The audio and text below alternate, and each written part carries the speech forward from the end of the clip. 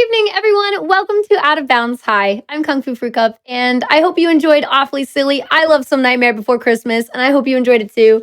But I am here tonight for another episode with us. I have a wonderful guest on, the one and only Maxie Lopes. Hi, Maxie. How's it going? Hi. Hello, everyone. Hey. Hi, thanks for joining us tonight. And for those who are joining us now in chat, or if you're new to the show, Out of Bounds is like a glitch showcase style show. So we like have a kind of a more chill, like edutainment style vibe compared to some of like the faster paced things. Like What's Faster, for example, or but yeah, it's a really cool show where we just get to learn about all these glitches and glitch heavy speedruns. So Maxie is going to be showing off two games for us tonight. The first of which is going to be F.E.A.R 2, second of which is going to be Visage, because, you know, Maxie is a horror game speedrunner, which is awesome. And yeah, I don't know. I just feel like I've talked to you a million times. So usually I start with like, hey, let's talk about your past with stuff. But I'm just kind of excited to get into things. And I know that we are starting a little later than usual because, you know, we had a lot of Nightmare Before Christmas to watch. But we just kind of take it in and get straight into the game. That sounds pretty good to me. Great. Okay, sweet. Alrighty then, if you all have any questions as we go along, feel free to post in chat. I will keep my eye on chat. My role here is to kind of take a back seat. I let the runner show off the game in all of its glory because they have a lot to talk about and explain. I will follow up with questions, give the oohs and ahs, you know, that whole thing. So don't mind me. Maxie, the floor is yours. Go ahead and count down whenever you are ready. And take it away. Show us what F.E.A.R 2 has in store. All right. Then let's just get started in 3, 2, 1, go. So, F.E.A.R 2, the sequel to F.E.A.R, which, funny enough, last time I was on your show, Foo, I showed off F.E.A.R 1. That's right. So this is a follow-up. This is the first time that I've ever actually shown off F.E.A.R 2 for GDQ. So, oh, I didn't know that. Funny awesome. enough, actually, F.E.A.R 2 and Visage, both first-time debuts for the GDQ channel in general. And they are both very, very cool, glitchy runs. Surprised Visage hasn't been on a GDQ thing before? Nope. I'm shocked. I'm actually shocked. Well, tell us, so for those who may not know the F.E.A.R series, like what's something that we should know going in? So F.E.A.R is, it stands for First Encounter Assault Recon.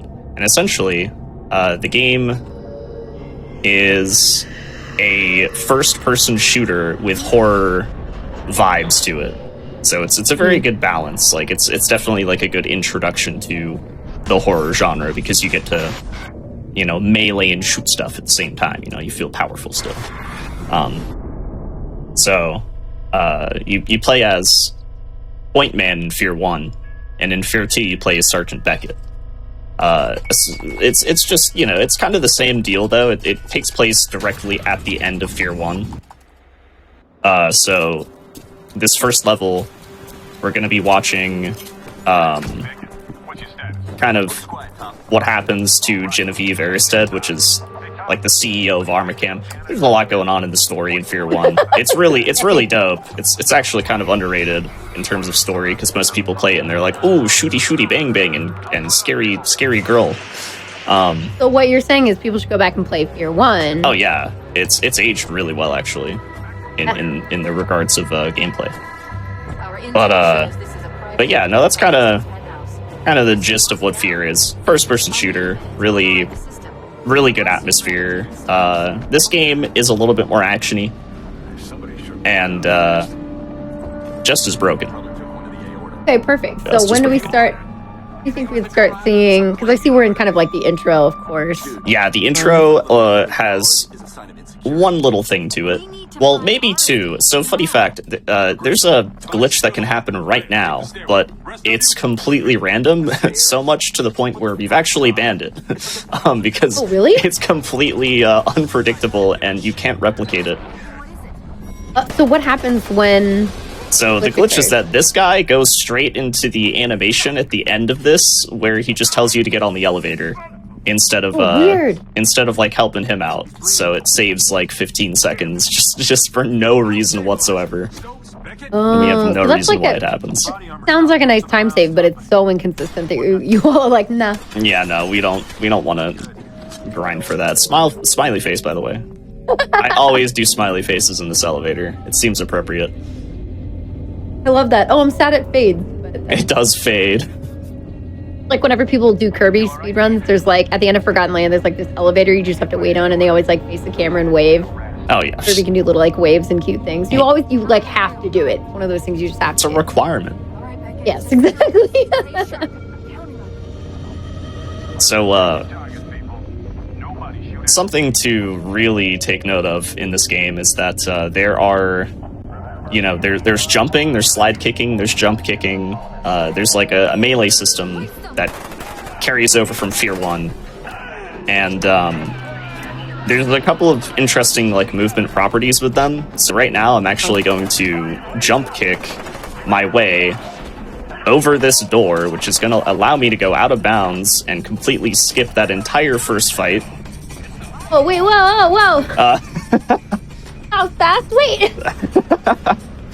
So yeah, the way that I did that... You gotta explain it! Okay, so, here, I can pause the game and explain it. So, a wonderful runner by the name of Hippo, who is actually the main reason why this game and Visage are both so broken, he helped me put on a big showcase during a competition. Monolith, the developers, they put on a competition where they challenged people to like beat their games really quickly.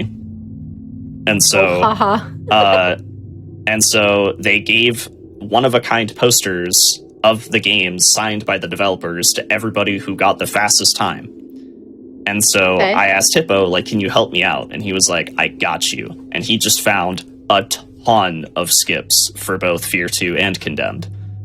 So this first one he found, he was just like, yeah, did you know that you can just jump on top of this panel and then jump on top of this door and skip the whole thing? And I was like, no. That easy? It's literally that easy. Oh my gosh! I made it look easy because it actually is kind of easy. Like anyone could just boot up this game and do that. Sweet. That's what I gotta always check in about, like how, kind of how do these work? If it's just jump and then jump, okay, great. Oh yeah, no, it really is just that simple. And there are some, like I said, there's some really interesting properties with like melee jumps and melee slides and stuff like that. Okay. And we'll be seeing a lot more of that later. Doors faster? Huh? Sliding through doors faster, or is that just sliding through doors? So this game has a stamina system. As you can see on the bottom left, I've got my little health bar, and I've got my stamina bar, which you can see is just depleting and refilling and depleting. And because that stamina exists, we have to try and manage it the best we can. So I'll be slide kicking through a lot of doors, because as soon as you slide kick, that stamina starts to regenerate. Oh, but it doesn't seem like it slows down your movement too much. No, not at all. So that's why it's so crucial to movement. Yeah. But I'm also going to be jumping a lot, because when you're sprinting in this game, your stamina is going down. But as soon as you press a different interaction, whether it's a jump or a slide or a jump kick, as soon as you put that input in, the stamina will start regenerating. But there is a delay of the action. So there is just this little tiny bit of time where you are going to still be sprinting even though you have pressed the jump button. So that is the main way of, keeping your stamina nice and healthy. Absolutely. Oh. So yeah. Fun little fact about that first out of bounds jump. Now, there is a way to kind of like land on a certain spot and walk around like the edge of the map. But because this level is like a huge building that has a bunch of stories, it's really easy to just fall to your death. But Hippo theorizes that maybe it's possible to get to a certain part of the map early, but we're not exactly sure. It's very finicky. Because another thing about this game that's really weird, when you're out of bounds, the lighting completely changes. So sometimes you'll go out of bounds and everything will be so dark that you can't really see. And you're probably wondering, like, you know, just turn on your flashlight. Well, funny thing about that is that the flashlight doesn't actually do anything sometimes when you're out of bounds, which is unfortunate. Yeah. So, but you'll definitely see an example of that later as well. And here's where F.E.A.R 1 ends. Oh, so kind of the tutorial is like the tutorial, and it shows the ending of the first game. Mm-hmm. Yeah, it shows Sergeant Beckett at the Armacam office. Oh my gosh! It's like Genevieve's like private, like not headquarters, but private like office, like very far away from the headquarters. So Point Man is over there in that explosion. And that's where the first game ends. And then you know, F.E.A.R 2 starts with Sergeant Beckett over here, seeing the explosion super far away. Kind of neat how they did that. Yeah, I like that. Clever way to have a sequel. Yeah. Oh. As we're going along, like with the general movement of this game, how often or like kind of the frequency we're going to see different skips and things? So this game starts out a little void of certain skips, but then it starts getting chock full of them. Cool. Like, so the thing that is most difficult about F.E.A.R 2 is trying to have like a super optimal early game and then getting to the mid game and just having all of these skips back to back to back and actually trying to nail all of them. Sure. So mid game is where things get pretty wild. I'm excited to see. Oh yeah, it's gonna be very very educational. Edumacating. What is the current world record for this game right now? I believe it's a 1:05:50 something, maybe 40 something, by a brand new runner that just came into the scene like a couple months ago. Oh wow. Named Cresco. Beforehand, the world records were low 107s, and those records had a lot of mistakes. And like I said, it's really hard to get to that mid game and have everything go, you know, peachy. So, are you just walking right now, and that's why you're doing a crouch? Yeah, the game forces you into walking here when you talk to Genevieve. So, crouching like this looks really stupid, but it's a little bit faster. Yeah. There you go. Get added to it a little bit. Doing my squats.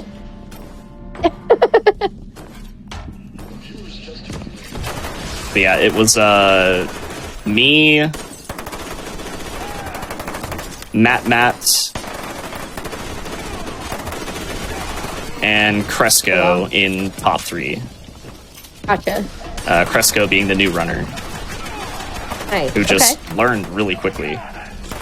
That's cool. I mean, it's really cool to see people just come in and they make a game. And I don't want to say like their own, but they just really take it seriously. And oh yeah, no, he nailed it. I was shocked. I was like, wow, he learned this fast. Right.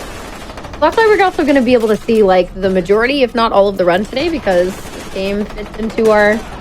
We have enough time. We have enough time to get it, and then also get our glitch breakdown. What's the timing on Visage too? I feel like I should just. For the category that I'm going to be showing off, chapters percent, I believe my PB is a 45:12 or something like that. Oh, I see. Yes.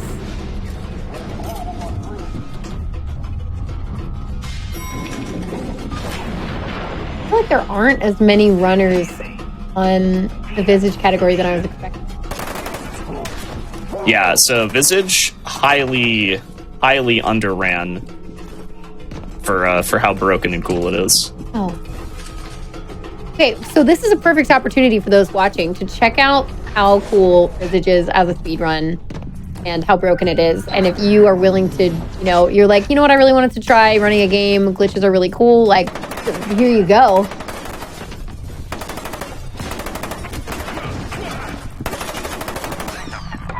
Yeah, there's nothing really too crazy about F.E.A.R. There's only like a couple of things that I'll go super in depth on that may be like intimidating, but whoa.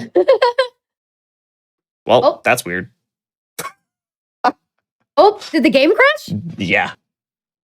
Oh, because I was like, I can't see it anymore either. That's so rare. Do you have any saved things? Or... Yeah, I got it.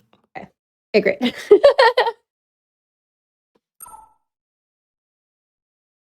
Yeah, that is extremely rare.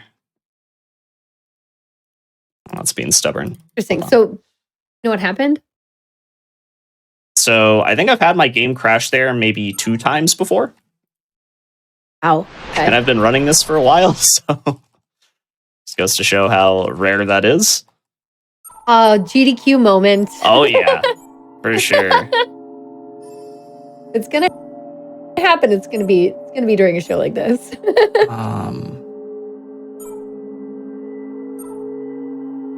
Continue from last save point. Where's that gonna bring me? Oh, perfect. Cool. Also, there we go. Saved. Yay! Yay! Woo! Can you help me out as well?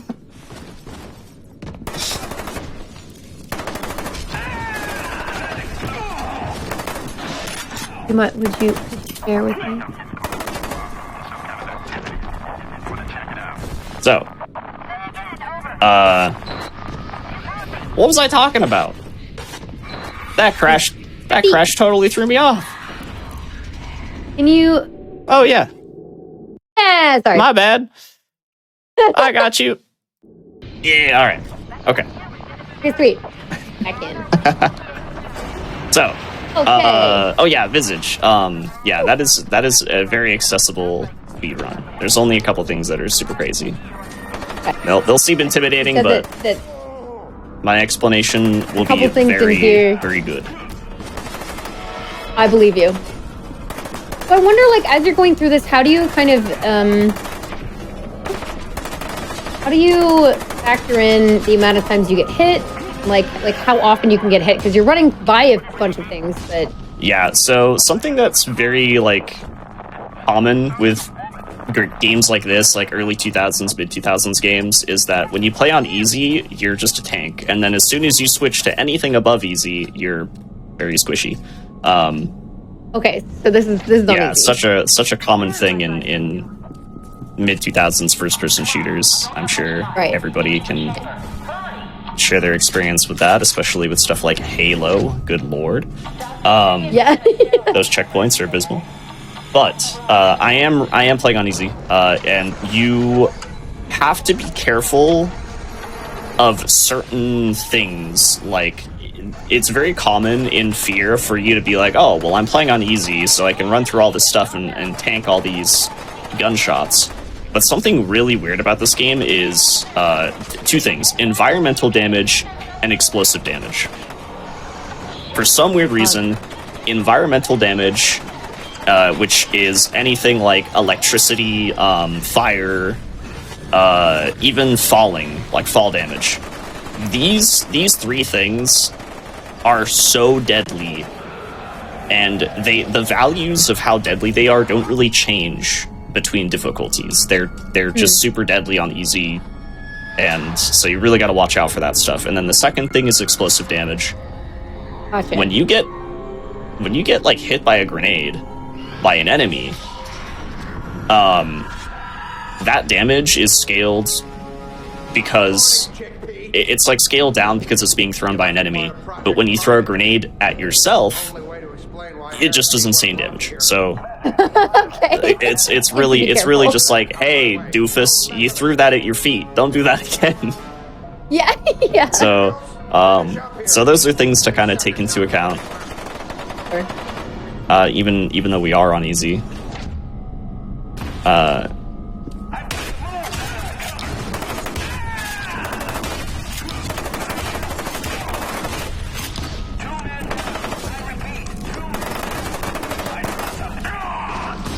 And something that hasn't changed about this game from F.E.A.R 1 to F.E.A.R 2 is that when you slide kick an enemy in the big toe, they die instantly.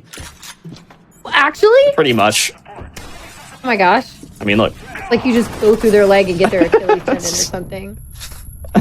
What on earth? I love it.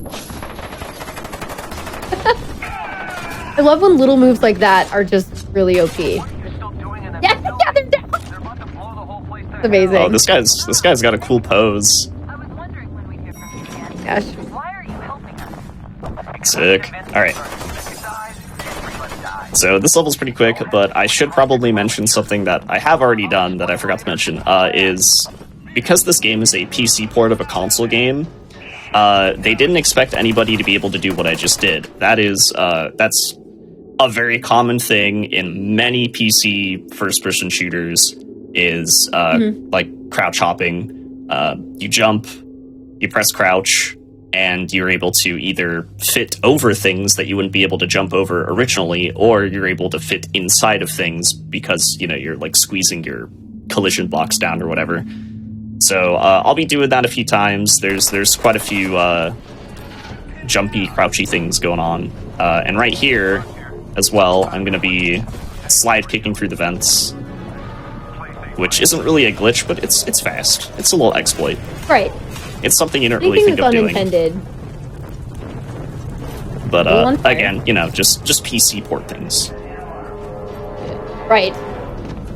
I feel like PC is almost always the best way to run a ton of games. Yeah, I think PC speedrunning in general, especially if it's a port of a console game, like that's where you're gonna find all the really wild things that you wouldn't be able to do on console, and yeah, especially with things like increased frame rate and being able to bind certain things and we've definitely seen people like changing their frame rates on the show just to get certain glitches to work, etc. Yeah. All right. Why is everybody who ever exists trying to shoot at you? So in this game, Sergeant Beckett is trying to find Genevieve, and Genevieve is hiding behind her very skilled commander in charge, who like just has a complete squadron of thousands of soldiers to stop you. Okay. But they're also encountering some issues with Alma, who we saw earlier, because Alma is like released. She's out there. The girl. Yeah. And we've also have these things that look like golems. That was not where the button was. So those are creatures that are created due to Project Harbinger, which is the reason why Sergeant Beckett exists. There's some deep lore going on here. There's Project Origin, which is like the secret project from Armacam to create a superhuman life form, and then Project Harbinger is a project to create very, very strong soldiers who would be controlled by said superhuman life form. Oh god, these nasty little guys. There they are. Look at them crawl all over the place. They are failed soldiers. Okay. Ooh. Oh, this is... Someone spilled. Here we go. Ketchup everywhere. It's just all over the place. Forget napkins. Just a ketchup and a big bomb, and then just kind of exploded in the vent. It's okay. Just ketchup. Stay away from her. She's mine. So yeah, Alma in this game is basically trying to contact Beckett. He's like the chosen one. I'm not gonna go in depth with that, but that's the reason why you see your friends get taken into like this weird nether realm and burned into skeletons and stuff. Right. So that's all neat and dandy. Well, for us, but not for them. Not for them.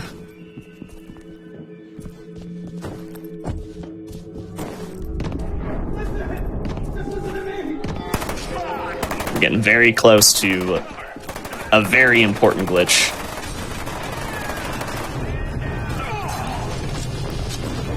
I was about to ask kind of like what when the next thing's coming up. Oh yeah, it's coming up very soon. Okay. And it's a pretty big discovery.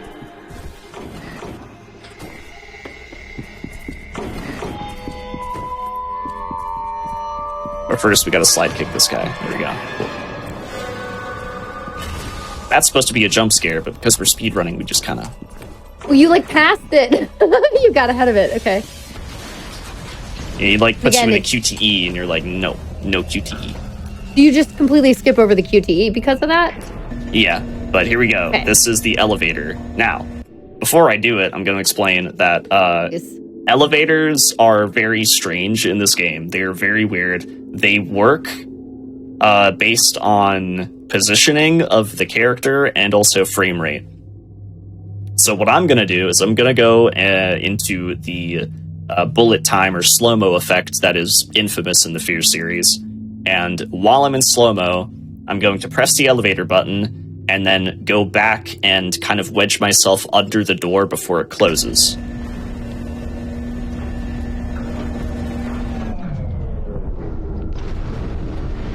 And this is only doable in bullet time or slow-mo, whatever you want to call it. Ah! What? Ah! Wait. Oh. I gotta do that again. Hold on. Okay. It's okay. I wedged too hard. Did you not get out? The elevator left without me. Oh. We need... Can't have that happen. Wait, what's supposed to happen? Okay, what's supposed to happen is this. Oh my... Okay, game. Cooperate with me here. You've already crashed once. Come on. Thankfully, the checkpoint is just right here.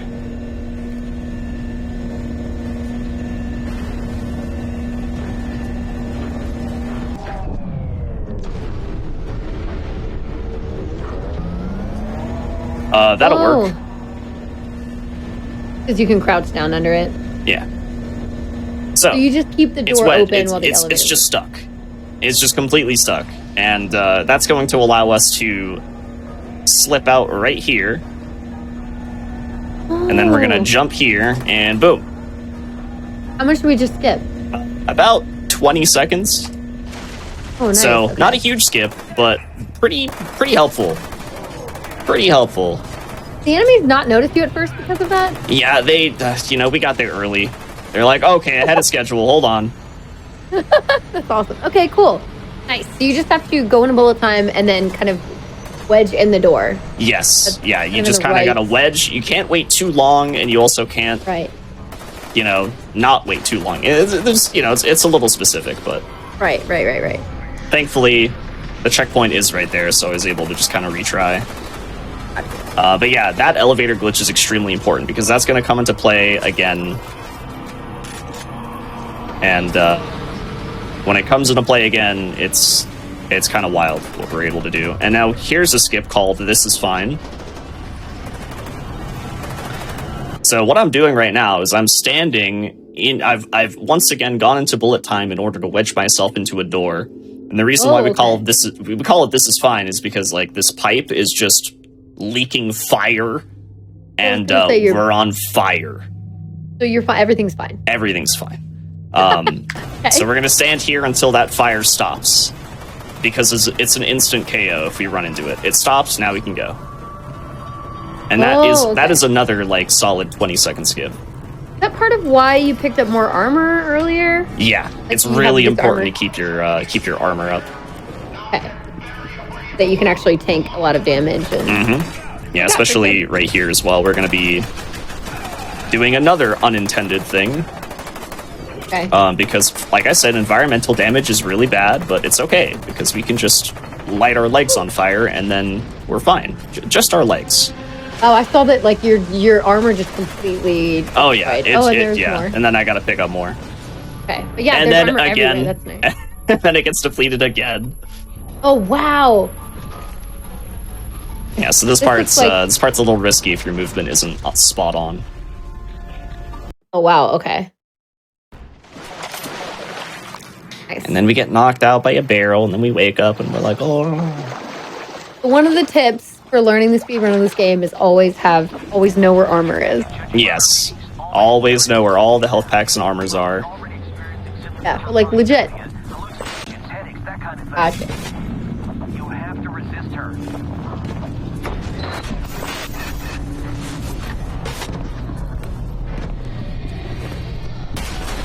All right, so what's our next like objective? Ooh.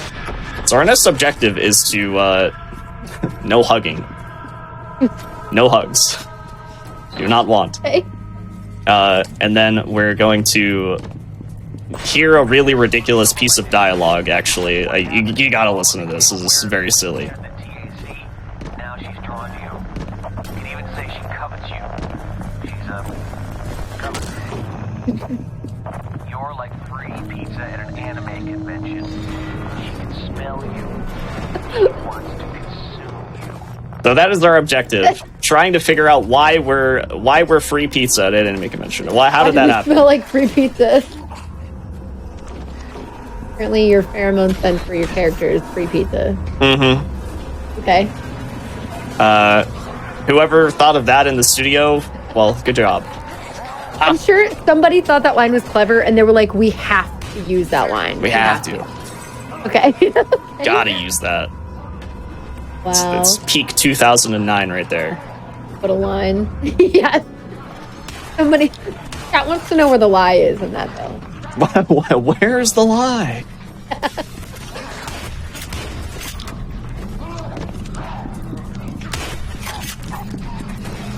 So now you can see these little failed Harbinger projects in action. They get in the way a lot, so you gotta actually take them out.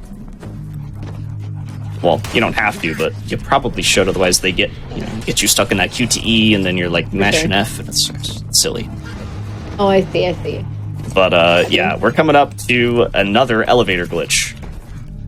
And this one is like the big one. So when that first elevator glitch was found, Hippo was like, okay, well, there's other elevators like that in the game. Why don't I go fiddle with those? And at first we didn't think that this elevator would, have the same kind of properties. Okay. Because there's an enemy above it. We're doing the same strat for it? So it's the same strat, but this time we're going to stay wedged into the door. Because this one doesn't clip you through the floor. The elevator will take you with you. Because it does act differently because of like this scripted event here. So, and the reason why this is so important is because it comes into play with frame rate. So I have my game set to 160 frames on purpose, capped. It can't go any higher, can't go any lower, hopefully. And the reason why is because where you end up is based on that frame rate. So this is the perfect level of height to do the glitch that I'm about to showcase. So what you do is you jump and crouch. And now we're kind of like wedged onto the ledge. We're gonna kind of inch our way forward here. And we're gonna just crouch a bit until we you see how everything's gone really dark now? Okay, sure. All the background over there is dark, and we're like basically inside of the floor. What we're gonna do now is we're gonna sprint forward, and if you are at the right height, you're in the floor now. And what's great about being in the floor is that over here, if you go over there, you have to do this long, like minutes-long battle sequence, which then leads to another area where you have to do like a little platforming skip. And instead of doing any of that, we're just gonna pop through the floor. So you crouch and then you just like hop through. Yep. You just crouch and you just pop through the floor. Easy peasy. But it only works if you're at that very specific height and you do those specific movements that we did at the elevator. That's awesome. So that was a huge find. That saves a silly amount of time. That's minutes, you said. Yeah, minutes. Now, even though Hippo found how to do the elevator glitch and tried to make something work here, it was actually Matt in the end who figured out how to successfully do that sequence and pull off the skip. So shout outs to Matt. Yeah.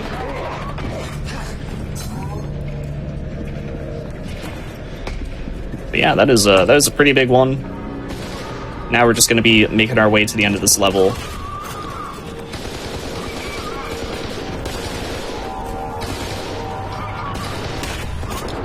Ah, this guy's bullying me.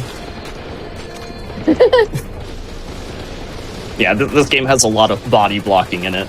Right. It's definitely one of the hardest things about running F.E.A.R 2 sometimes, is that, like, there are certain sections where you really you need to get past enemies, and sometimes they just get in the way.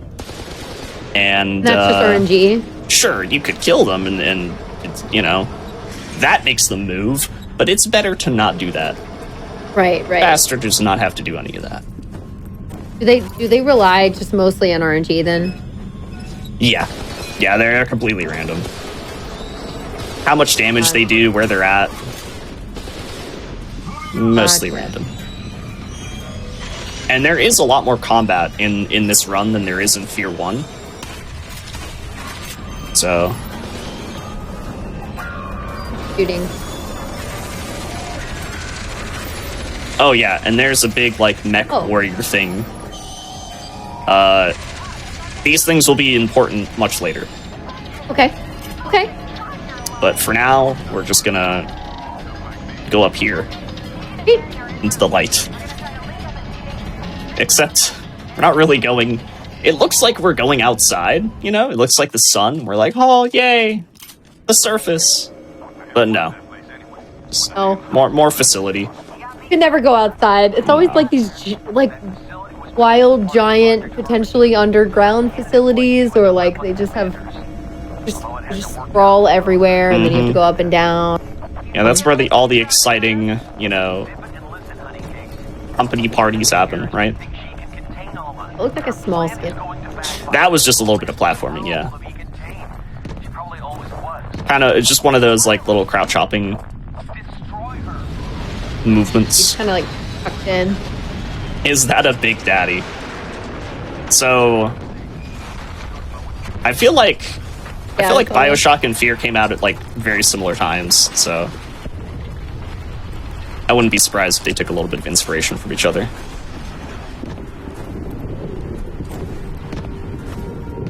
I think that's fair. So now we are actually outside, but it's not looking so hot out here.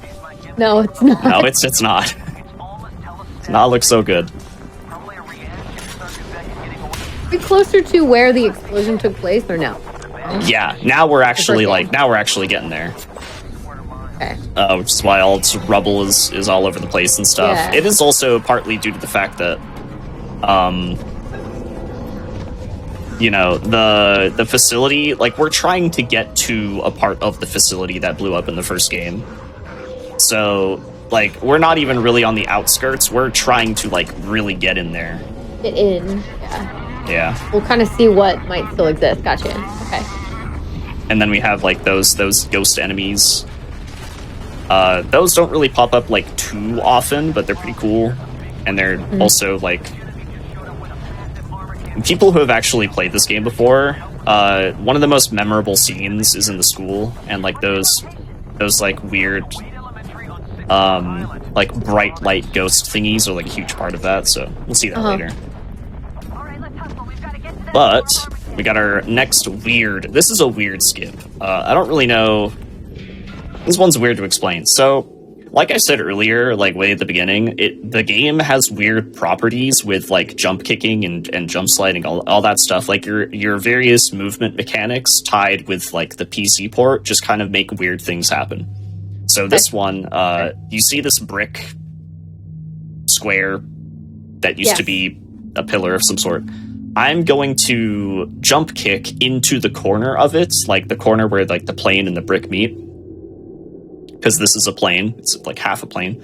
And the game is going to allow me to raise a little bit higher after the jump kick. And that is going to put me on, like, the very edge of where you're supposed to be able to stand on the plane, and I'm going to, like, glide. I'm going to glide over to like where the plane is split, and then it's going to allow me to actually stand on top of the plane. Gotcha. So we're just kind of like gliding. I don't have any like movement really right now. I just have to wait until the game. Oh, and you know what? Sometimes it's a little finicky, so I gotta do it again. Okay. Yeah. Gliding again. There it Interesting is. that it does. Oh, okay, cool. And you're up. Yep. So one of those really weird tiny skips. There's a bunch of those in this game.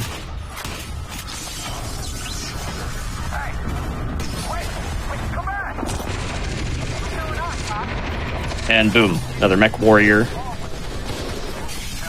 Lots of electricity going on. This is a bit of a tutorial level for like environmental Okay. Okay. All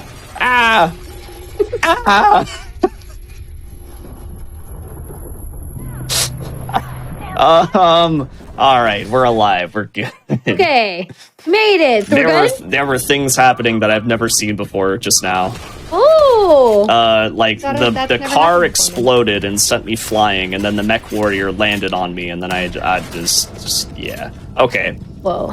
Important things. I have to kill this guy to pick up his automatic shotgun. This is important for later. We swap out for the submachine gun. Now then. Oh, okay. This glitch is a variation of a skip that was found by Hippo before, and we kind of like redid it. Like, we found a new way of doing it that's a little bit faster, but it's way harder. And the reason why it's so hard is because this beam, see this beam right here? We're gonna try and jump on top of that beam, and then we're gonna run up it, and we're gonna do a little bit of a slide kick platform thing. But the reason why it's so difficult is because this beam is so slippery to the point where we've deemed this trick the Vaseline beam. Oh, well, that looked easy. I made it look really easy just now. That is not as easy as it seems. I was like, I don't know. I've just ran this game a lot. But yeah, that beam is super, super slippery. I mean, probably like at such an intense angle. Yeah, exactly. It's the angle, it's the fact that like the game doesn't really want you to be standing on top of stuff like that. But that is called Stoke Skip originally. And it saves 2.5 minutes.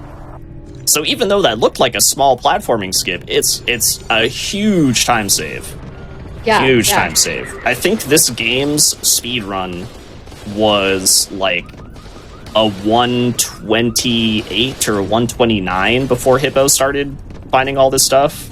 Oh, and now it's sounding like the 105. Yeah, exactly. So, so some of these skips may look like they're small, but they're massive. It just so happens that there are little gaps in the level design that allow you to do these weird platforming skips.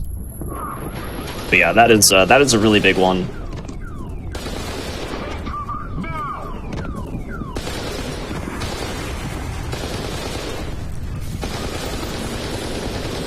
And, the great thing about that variation, the reason why we wanted to create a different variation, actually, is not only to make it, like, a bit faster, but because when you do the original... Oh my god, I just got shot. This guy hit himself with his own rocket.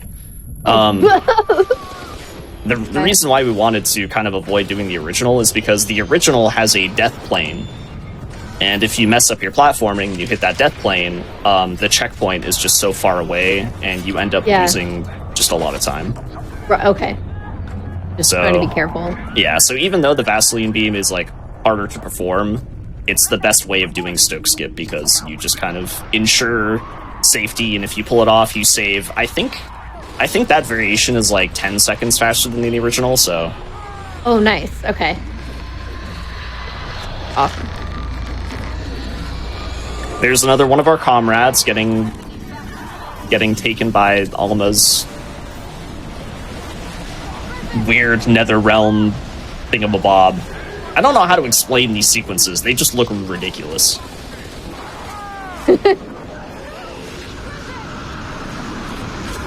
It's like Cthulhu coming out of a portal, but it's Alma. Wow. Such an interesting mix for, you're like, oh, shooter, and then it's like, yeah, it seriously is like Lovecraftian horror. Yeah, it gets really weird. I mean, I find it interesting. Yeah, it's kind of it's like a genre that isn't really like touched on too much today. Yeah. F.E.A.R was pretty original, and it's remained quite original over the years. Gotcha. Fuck if I know, but we're stuck in the middle of it. And now, after doing like those smaller platformy skips, now we're at the school, and this is where we start doing a lot of really weird stuff, a lot of really crazy stuff. Whatever, let's get it. This is that mid game that I was talking about earlier. Once you get to the school and you're on Okay, here we pace, go. that's how you know the run has begun. Okay, I'm excited. So, because these are hard, I'm approaching the building from the south. especially that bookshelf. I can't imagine trying to move that bookshelf. Never mind, I'm good. Sergeant Beckett, you know, he's just It's hard to tell really if the primed damage for the is job. from Strong boy. Mm-hmm. I'm guessing. All right, so we're doing a little bit of platforming here. This is like really small stuff, very small skip. This is weird. This is where things get weird. I'm gonna be attempting to slide kick into this ramp here. You're not supposed to be able to go up this ramp. If you drop down here, there's no way to get up here. So Okay. it's very And important. You can't go to the ledges to the right. Yeah, you can. It just won't work. What? So It looks so flat. Like that. I know, like this right here. Yeah, Hey. you just fall through it. Weird. Oh, okay. So this slide kick's gonna bring you right here, and it's gonna wedge me in between like this weird spot here. And the collision's gonna allow me to kind of like spam slide and jump up until I'm on that ledge. And the reason why they didn't want you to do this is because this door. Hello, please. Thank you. This door leads to nothing. And because that What? door leads to nothing, we are now kind of in like this weird out of bounds state. Oh. And we can see okay. like the whole level kind of loaded in here. So what we're going to do is we're going to very carefully jump over here, go along the edge, make sure we don't drop down until we get to here. We're going to jump onto this, drop down here. And now we're going to jump kick back in bounds, and we have successfully skipped a good 30 seconds, I would say. Good old 30 seconds. And something to note is that skip is very, like... It's very weird, because if you drop down during, like, going across that first edge, like, that first out-of-bounds edge, if you drop down, you can get completely stuck. So it's a little finicky, it's a little weird, but if you do drop down and you're allowed to go all the way down, then you can just go through the door and then do the usual sequence. You're not going to save any time, but you can still like continue the run. Gotcha. But yeah, it's so interesting to see that like the whole level is just like, you can just see the whole thing loaded in, and you can kind of just make your way. Like there it is. To where oh yeah, and this is the section where a lot of people remember all this. Super spooky ghosts and like the bloody ceilings and whatnot. And I'm sure this is a bit nostalgic for some.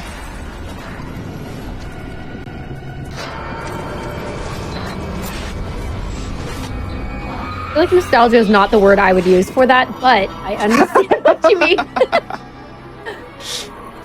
The nightmares. Oh, the nightmares. They're coming back. Oh, trauma. Oh, right. That. Yeah. Oh, good. So that skip is pretty dope, but it's not the only skip in this level. And this is just one level in the school. There's a couple. And the next one is it's super simple, but it's another one of those skips that looks super simple, but it skips so much. I think it's like a minute and a half, something like that. So we're gonna kill this guy because that seems pretty big. Yeah, that's pretty big. So this TV, right? This TV screen. Aw. If you go right up on top of this, you have just enough height to jump up and hit this little steel thing coming out of the floor. And Who would have thought? yeah, exactly, right? And you my skip gosh. having to go up onto the second floor and then go around, do a big fight, go all the way back around over here and turn off the gas. It's pretty funny. And that right there is the first level of the school. Hey, nice of you to join us. Hi. Ah, migraine. Hagen, what's wrong?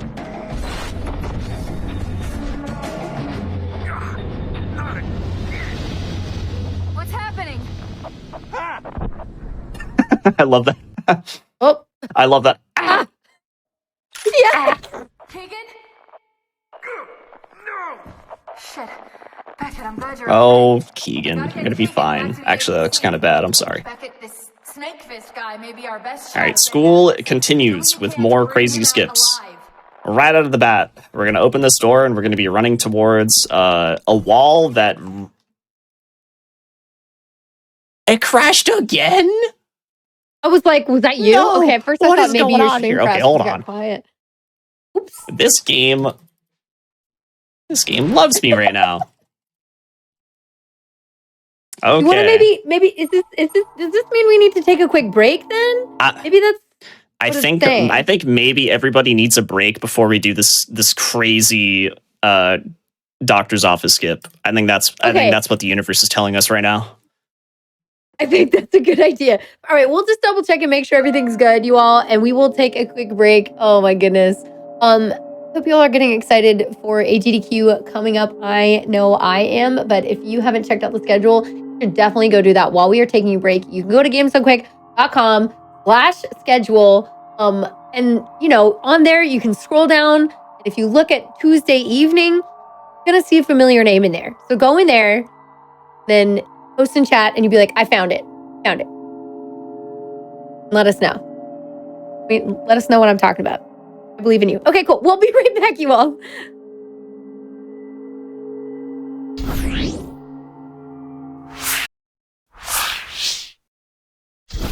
And we are back with more Out of Bounds. Hello, everyone. If you are just tuning in, I am your host, Kungfufruitcup, and I am joined by Maxi Lobes, who's been showing off the glitches in F.E.A.R 2. If the game wants to continue to be nice to us, we'll find out. But it's been super awesome so far. We have another game coming up after this as well. So this is a glitch showcase style show. If you are new, thanks for joining us. We're going to get back into the game, and I hope you enjoy it. Feel free to ask questions if you want to know what's going on. And Maxi, I'm going to hand it back to you. Feel free to count down, and let's get back into it. Awesome. I'll count from 3. Go 3, 2, 1. Go. You better get going. So, Right. Crash. this bush that I'm looking at right now. Sorry, See that I love bush? you started there. Yes. All right, so I'm not exactly sure why, but the wall, this wall right here, that wall has like a bottom and a top, and the top doesn't have collision. Why? No idea, but that's what the devs decided. So what we're gonna do is we're gonna use the small bit of height that we get from the bush to jump over the bottom part of this wall, which will be jumping over the collision, and that's just going to lead to us being completely out of bounds. Oh, wow. Okay. Just like that. Just like that. We're out of bounds completely. And Beautiful. then we're going to be very, very careful with this next jump. Gotta be very, very careful. Okay, we did it. Okay. Now, Is that we gotta... a fall out of bounds and die if you don't make it, or a Yeah, inbounds so and ruin if you the- drop, you're dead. So it's very Okay. important to not do that. But as you can see, all this stuff is like loaded in. You can actually like see how this wall works now. Gotcha. See that? Oh yeah. Yeah. So it's so weird looking. Anyways, so we're going to jump into the void. You got to make sure that you jump right at the edge of this room, otherwise you fall to your death. And so we're not going to do that. We're going to jump and boom, we're now inside of this room.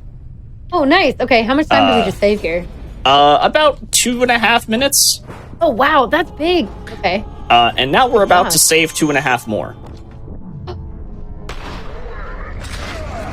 Yeah. So what I'm about to do now is called Nurse's Office Skip. Now, this was known about beforehand. This was like, this was one of the original skips before I even started running, that was found. Okay. Essentially, the idea is that in this level, you're going through, like, a part of the school where you start learning about the underground facility, under the school, has to do with Project Harbinger and stuff, and yada yada. So, in order to get to that part of the school, you need the nurse's office keycard. And the nurse's office keycard is, like, all the way on a separate part of the building on, like, the 3rd floor, and you have to fight a boss for it. So, Gotcha. the traversal part that we just skipped is, like, 2.5 minutes, but now we're going to completely skip having to go to the 3rd floor, fight the boss, get the keycard, and come all the way back. And the way that we're going to do that is we're going to use slow-mo, bullet time, whatever you want to call it, and we're going to sprint towards the door that is going to close. It is the nurse's office door that we need the keycard for. If we go into bullet time, we can reach the door and prevent it from completely closing. So let's do it. Let's do it. So you see this guy? Oh wow. Oops. Oh. This is why I hit the checkpoint in the elevator. Yes. So right there, you saw me melee a little too early. Okay. You can do this two ways. You can either slide kick or you can melee. It's a lot easier to melee though. Just like that, boom. And there's here. Where's the prompt? Press for security card required. Oh, that's Huge skip, humongous. It's pretty funny because when I started running this, I thought that the skip was so cool, and then Hippo was like, "Hey, that skip is cool, but look, you can also jump over this wall." So right, this exactly ended up familiar. Yeah, this ended up just being one of the shortest levels in the entire run.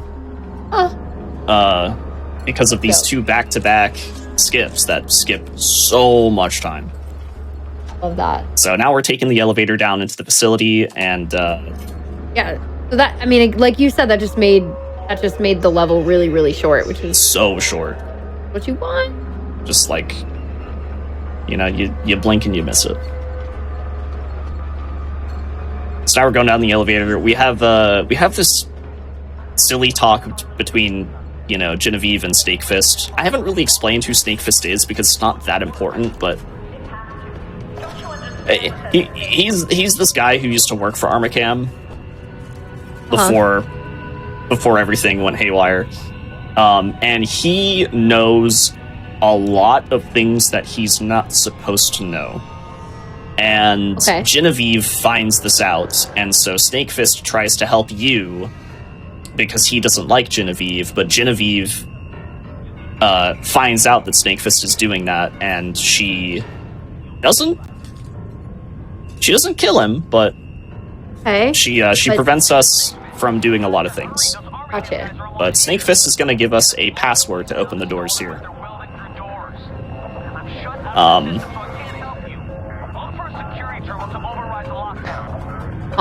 The password is Snakefist. Cool. Perfect. Yeah, perfect. You can't put anything in there until you hear that. Yeah, you got to hear him. So you could probably guess the password. You could probably just guess Snakefist, but no. Yeah. So that automatic shotgun that I told you was going to be important earlier before we did the Stoke skip. That's going to come into play right now because this weapon is very. It's not very crucial, but it's very helpful with this skip that I'm about to do. First thing, I'm gonna blow this up because we really don't want that in the way. And after the screen is done shaking, I'm going to pause the game again and explain that this wall here, the one you're peeking around the corner of. Yeah. So this wall that I'm looking at is not properly connected to the wall that was holding the thing I just shot at, the explosive. So these two walls come together at this corner, and for whatever reason, this is like the only set of walls that connect in the game that aren't properly connected. It's just these. Like, well, in terms of the speedrun, there's probably more in the game like this, but this one specifically allows us to slip through a gap and go out of bounds, and it looks really weird. It looks like this. Whoa. Yeah, and now I'm going to try my best to slip through without falling to my death. Well, Oh. so that part's kind of hard. If there's any way you're gonna fail the skip at first, it's definitely doing that when you're learning it. But thankfully, there is a checkpoint, so that's nice. So we're gonna try and do this again. Okay, here we go.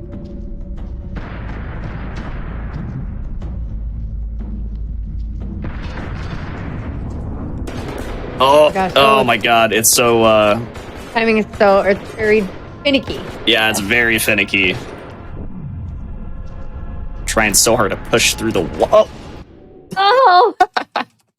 Sometimes it just rockets you out of it and you can't control your movement. And other times okay. it's actually really nice. That's the reason why I'm in bullet time, is so I can kind of slow things down and prevent myself from falling. But it doesn't always work out that way.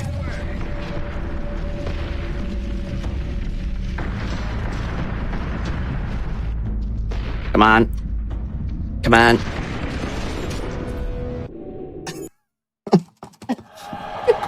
Come on! This wall.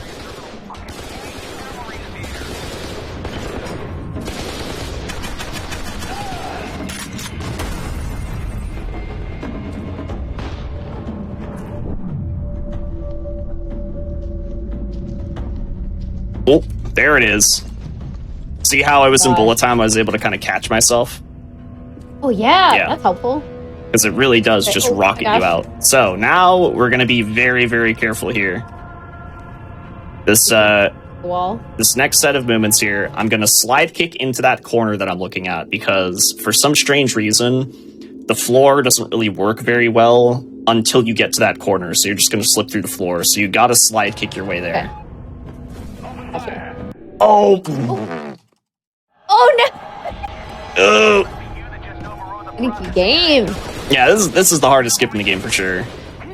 Yeah, I mean, it's got Absolutely. multiple sections of out of bounds. Like, you're right on the death lane. Oh, yeah. Agreed. Like the voice in the background, yeah. This guy's like, oh my god, he's going out of bounds. Out. The other great thing about the show is that you're not in like speedrun mode, so we have the time. I to, know, like, it's, we want to see it happen, so like we do it. So you get it. I'm so glad about that. Yeah.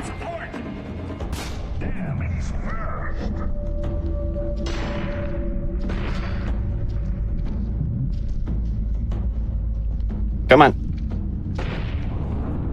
Okay. Okay, game. Being a little difficult today.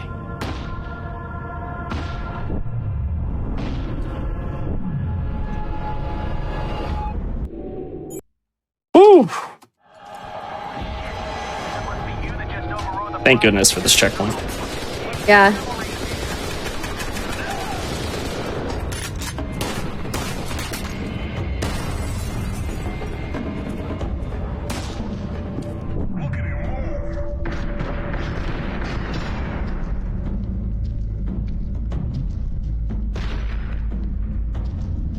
Okay, here we go. Ugh. They're like shooting you out of the Yeah, wall. they totally are. They are not helping.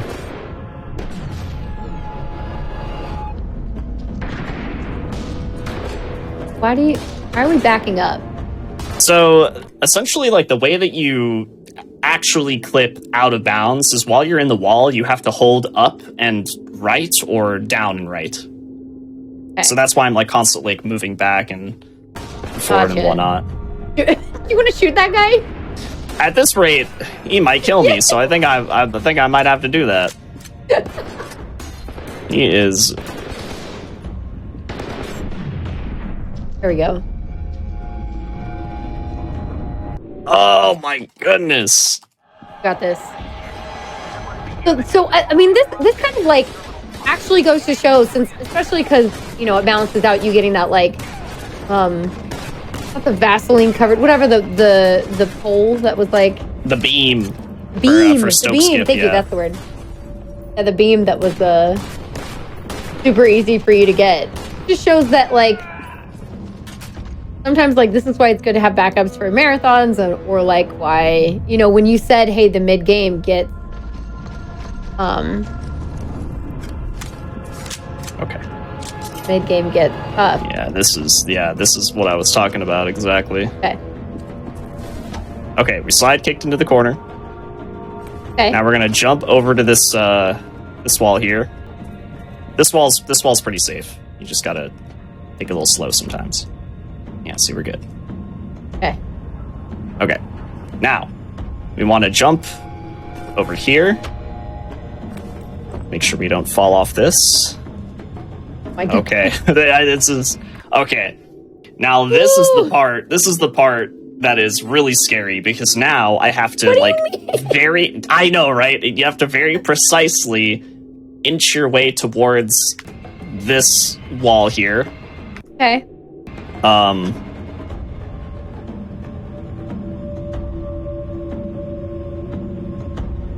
And then we're just gonna like that. Oh God. Then we're gonna jump twice, crouch. This is very specific. In the wall. And we're still staying in the wall. We're gonna try and get around this corner. Okay, and we're gonna crouch again. Try really, really, really hard. Stay out of bounds along this wall. And now that we're at this very edge, we're gonna jump kick. Boom. Oh! Oh my God. So- That was a lot. That was a lot, yes. Really very loaded skip. There's a lot to it, and trying to do it super quick is, yeah. This is where runs come to die usually. Yes. Holy moly. So Sometimes that usually save if you do it consistently or like so smoothly. the reason why that skip exists is because we're skipping another skip. Okay. What I just did is called Snake Fist Skip, and that's new Snake Fist Skip. The old Snake Fist Skip is really weird. You're shooting a chair, and you need the chair to fly in a certain way that you can jump on top of the chair as it's flying, and it lifts you on top of on top of a railing that you hop over, and it loads the part of the game that you just saw me go through, the elevator. Huh. Like that room that we jump kicked into and we got in the elevator stuff. That's what it loads. So we're skipping that skip, and by skipping that skip, you save like a minute and a half, maybe. Wow. But unfortunately, it's a lot of parts and pieces of just continual out of bounds. Yeah, it's very tricky. Yeah. Very, very tricky, but very cool. Definitely one of the cooler Yeah. skips in the game, for sure. And that variation was found by Matt. The original Stoke skip, or not Stoke skip, the original Snake Fist skip was actually found before I started running, like the one with the chair. Gotcha. So it looks like this game is programmed in a way where out of bounds is exactly outside of walls for the most part. Yeah, precisely. Or like if you're not in the wall, you're dead. And, yep, that is exactly how it works. So you have to be so careful when you're doing anything out of bounds in this game. Yeah. And Yeah, it's seriously. It's the same thing with F.E.A.R 1 too. Every single game that Monolith has like ever made is on the same engine. It's just different updated variations of the engine. And that engine is called the Lithtech engine.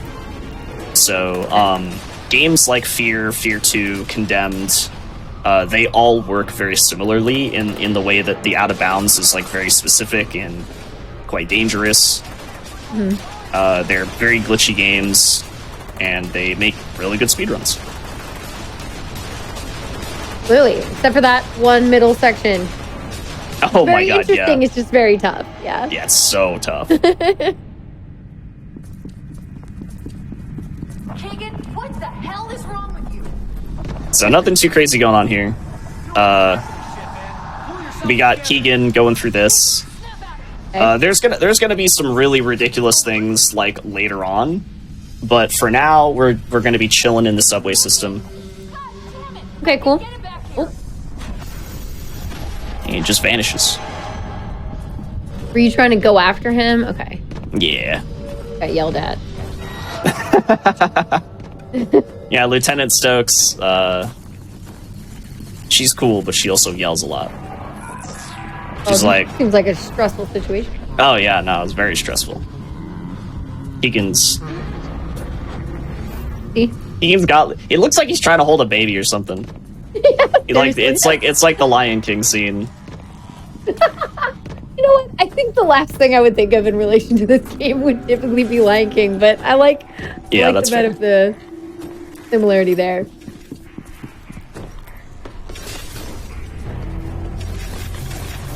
So we were already introduced to like these invisible enemies in the first game. They come back in F.E.A.R 2, and this is really the only section where we have to possibly deal with them. Okay. In this game at least, because the other parts where they do show up, we kind of just skip. Okay. But those are cool enemies. Look at them go. They're invisible and stuff, but they're like also electric, so the game won't totally bamboozle you. Gotcha. Alright, so we're gonna look into this corner like it's Blair Witch and nobody can see us and stuff. This is just like a manipulation for this big enemy right here to move out of the doorway, because he is extremely tanky and we're not going to be able to kill him very easily. Oh, speaking of body blocking, There you go. but yeah, that big boy is tough, so we manipulate his AI to kind of walk towards us a little bit. Those two gentlemen were very, very considerate. They moved out of the way. Yeah. Yeah, they were like, okay. Still pretty low on armor, but you know. Oh yeah, no, we're good. We're gonna be jumping into some electric current right here. Oh, okay, fine. So you're good. Oh, Yeah, no. You're almost dead. Yeah, the screen is in critical, Ooh, but you know, we're fine.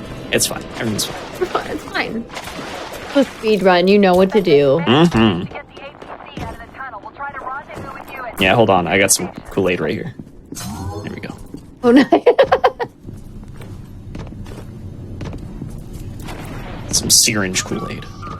There was a competitive player for this game, which is very cool because I love the kind of similarities that happen between that, or just the crossover that happens between that and speedrunning. Mhm. I can kind of learn from each other. Yeah, remember that electric current that I just ran through? We're gonna have to run through more of that, but we've got full armor. Okay, here we go. Okay, now we have armor. Checkpoint. If that checkpoint didn't exist, this would not be possible. But yeah, Oh, It's so funny You that- would have been dead. yeah, if you load the checkpoint, the game is just like, well, you turned off the electric current clearly because you got to this point. job. So You're Yeah, there. exactly. Good job. Yeah. Damage boosting. The only hit point that matters is the last one. I agree. Wow. Words to live by right there. Yeah. Yeah.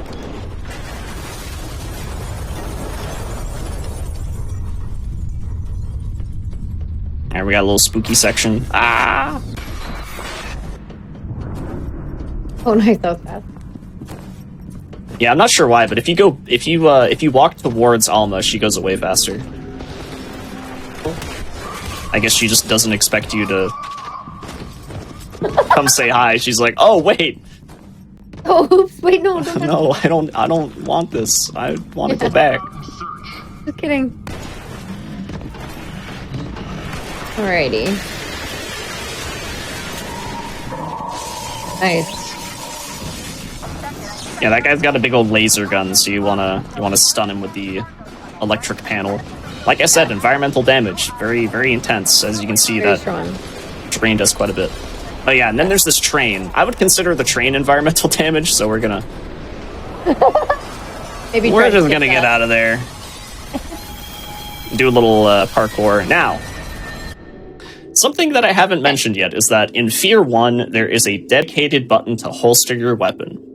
And that means that you run at your full 100% running speed. If you're holding a weapon in F.E.A.R 1, you don't run at your full 100% speed. That's why the holster weapon exists. In F.E.A.R 2, it was made for consoles, so there aren't enough buttons. Because F.E.A.R 1 is a PC game that was ported to console. F.E.A.R 2, console game ported to PC. So there weren't enough buttons for something like holstering weapon. But in this game, you still don't run at your full, running speed. So even though you can't holster your weapon, there is a way for you to trick the game into letting you do that. I don't know why this works, but if you have your pistol out and you transition into this next interval or mission, whatever you want to call it, boom, you just don't have a weapon. Oh. It's just holstered now, so I get to run a tiny bit faster. Oh, interesting. I would say that's a glitch. I don't think that's very intended. I don't think so either. But, Interesting.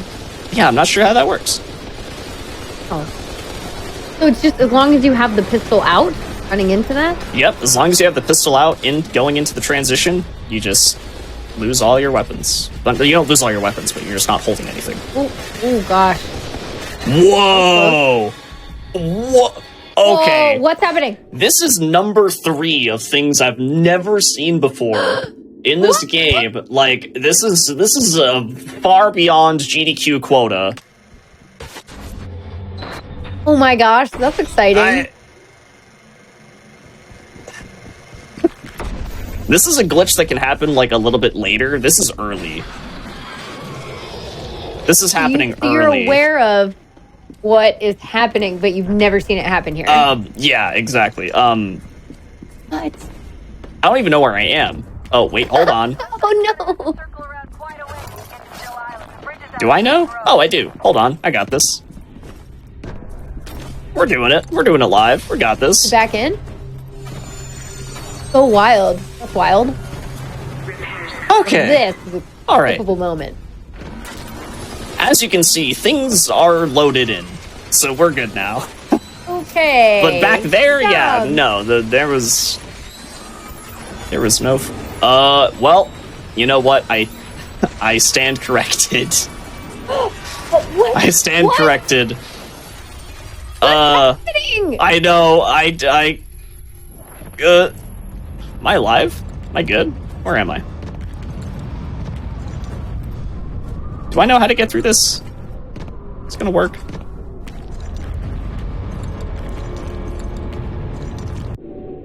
No. No. Let's just reload the checkpoint. Hopefully reloading the checkpoint allows me to have, a visual on where I'm going. Yes. I'm clipping this right now. So have you never seen this happen in this game ever? In that area? These specific floors, I've never seen deload like this. It's happening again. So weird. I'm dying. You know where you are? I think so. Hold on. Wait. Oh, that's ouch.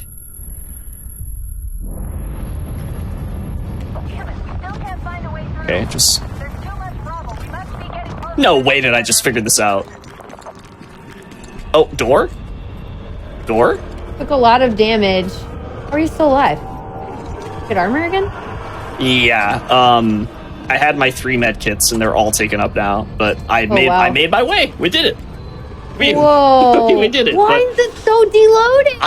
I don't know. This game is happening? This game is just doing all sorts of things tonight. Is there supposed to be stuff over to the side, or is that right? No, that's right. Or wait, actually, Okay, what are you okay. talking about?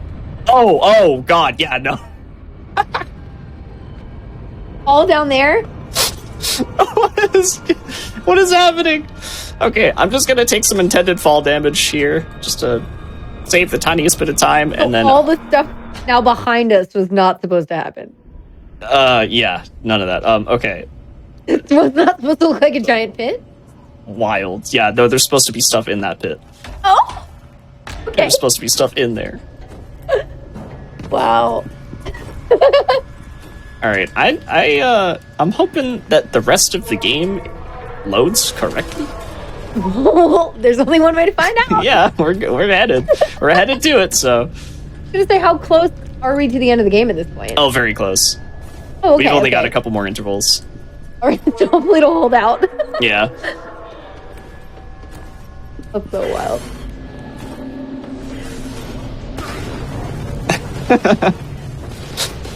This is so fitting for F.E.A.R 2's first ever time on GDQ. Yes. Having all of these weird things happen. Really wanted to present like a real show. You know, Exactly, like yeah. A little extra, something a little extra for everybody. All right, so we got these little sticky grenade thingamabobbers. We're gonna just plant them all over the place here. It's gonna help with this battle because something we haven't really done too much of yet is actually like doing forced combat, and this is one of those forced combat sections. And there is a like proper way of doing it, but it's pretty hard, and it's also a little random. Okay. So what we're gonna do is we're gonna this is not intended. We're gonna jump over to this platform. We're not supposed to be doing this, but we're doing it. We healed them. Yeah, we kick them and they die. The reason why this is completely unintended is because all of these enemies that are spawning here, they are supposed to jump over to the lower platform. Oh. Like they're supposed to chase you and stuff, and like jump across the beams and whatnot. You just heard one of those grenades blow. Yeah. Just heard another blow there. working perfectly, actually. You come to this side eventually I guess, or are you taking? No, you're never supposed to be on this side that we're on. Oh, so you stole their grenade. Mm-hmm. Oh, there we go. Okay. That's hilarious. And that is wave 1 or phase 1 done, I suppose, whatever you want to call it. Oh, what? Gentlemen. Oh, somebody else. There we go. Now I'm pretty sure that's done. Yeah, you can tell when you hear the Warning. warning obstruction detected. Yeah, gotcha. Huh. So the way that we actually get back onto this platform without dying to fall damage or dying to, well, that, is we land on this. Nice. Okay, Yeah. so there is a good question in chat. Is like, if you're not supposed to go to that side, why are there pickups? And I guess they're just So, for enemies to grab. so that platform over there, you're not supposed to be on. This one, you can be on because it's actually going to lower over here on this side. So it would be useful for like way later. Got there early. No. So like the pickups are only on this platform over there. This one, there's not because you're not supposed to be up there. Okay. But this platform is eventually going to replace the one that we're on right now. This platform, gonna replace this one. Oh, that's what I mean. So you like picked up those grenades early. Yeah, yeah, correct. Yes, okay, that's what you meant. Yes. Yeah. Okay, we got it. Got that. Yeah. So this part is a little bit finicky just because these enemies sometimes delay their spawn. Like they delay getting down on the platforms and whatnot.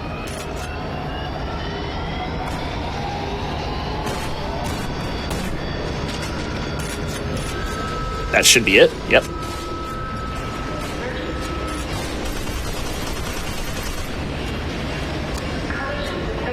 So this platform is going to replace this one. Got it. Yeah. Already been here. Put down a couple of these. This guy's going to spawn here. Need to get away from the grenade you. Okay. Whoa, sir? Okay. Yeah, you kind of just let them come to you in that section. Let them funnel through the little tunnel there. And then we're done with the forced combat section.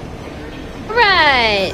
Not too bad. So what's left Not at too this bad. point? Definitely one of those things where if you are on really good pace here, in fact, actually, like the previous world record that I had in that run, I lost a minute to... What? Happened. I just skipped and... you're supposed to, like, wake up. You're supposed to get what? knocked out and wake up here, and nothing's I'm just running. I'm just here. What is going on? This game is... It's incredible. It's incredible what has happened in this run. Why am I moving so strangely, too? I'm having so much fun right now because I can't tell when things are unintended. Interact with the ladder. Please. What is this? What if I get a gun out? Okay. Okay, there. Wow. Wow. Hello? So weird. Oh no. Oh, oh no. Oh no! Ah.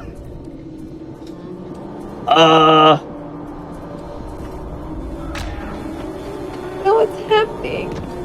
God. Where am I? It's like a pool. Okay, go back up the ladder, baby. Weird.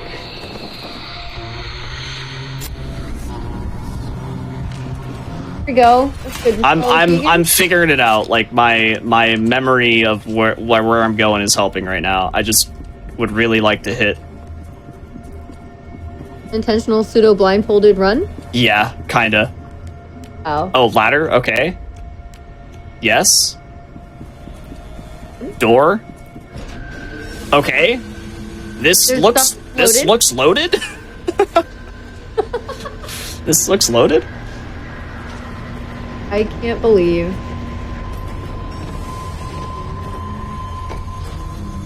Okay, so just a little bit of platform here, and then we're gonna get to our next big skip, which is this wow. right here. So Okay. you're not supposed to go through.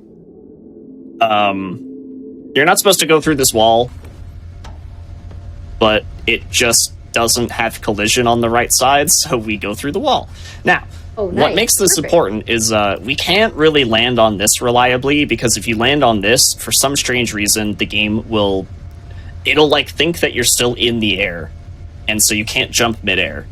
Okay.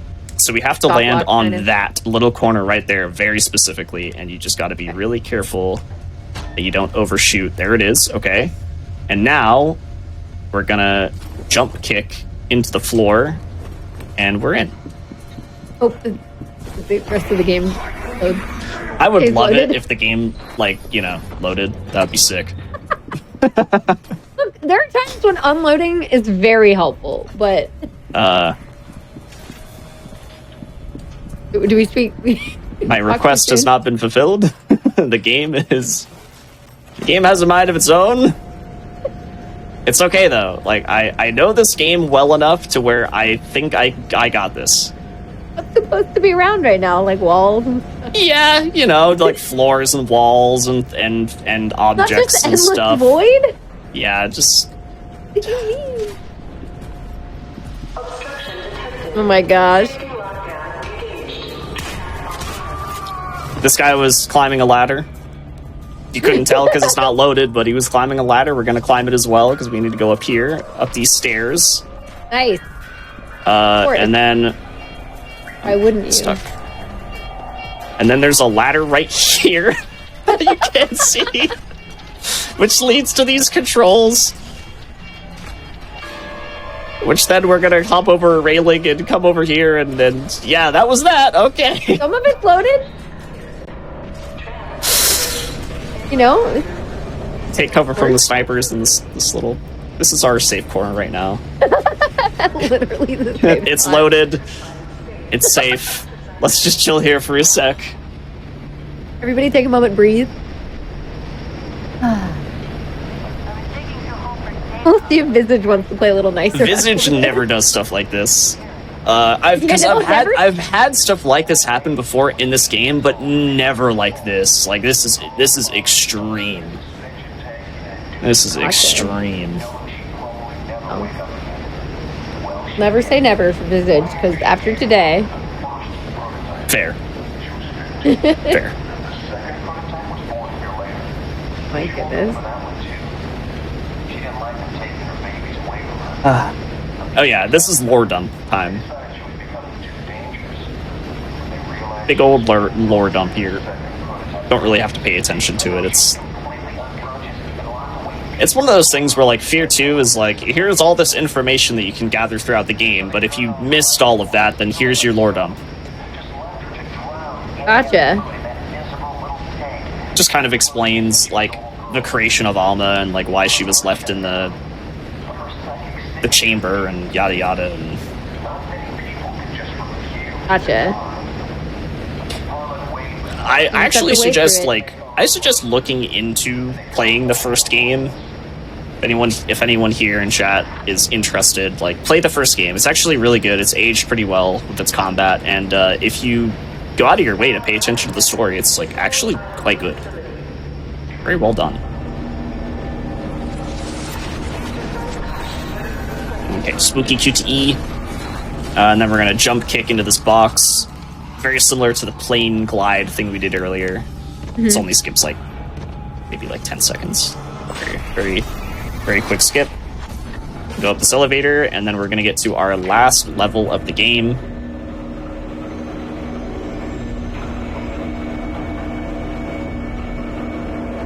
We're almost there.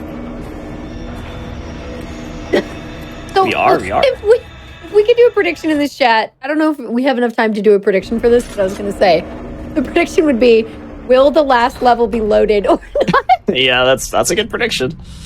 And maybe we could get that going. I don't know how much time we have. Not too much.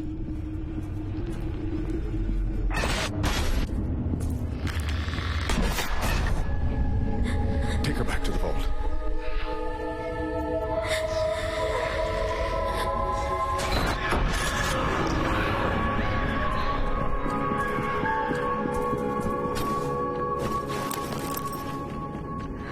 Okay.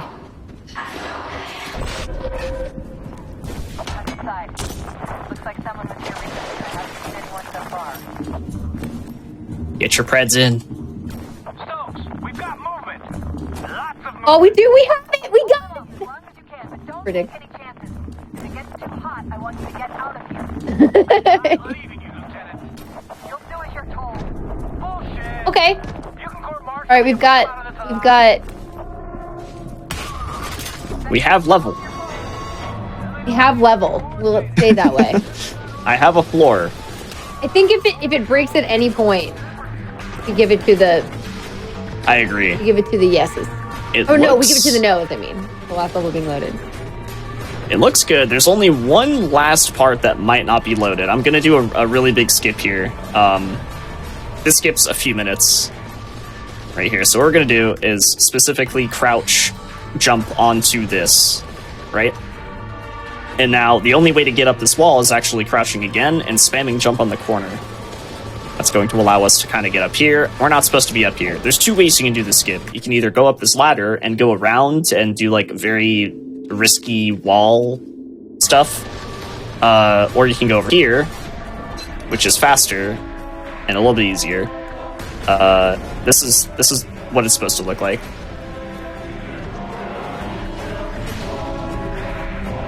Okay.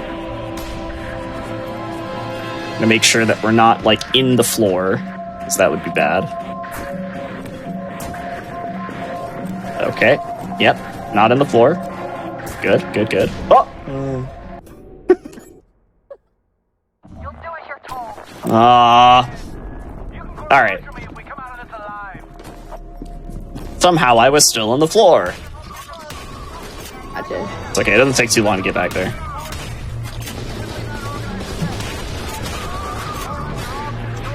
And after we do the skip, then we'll find out. We'll find out our prediction.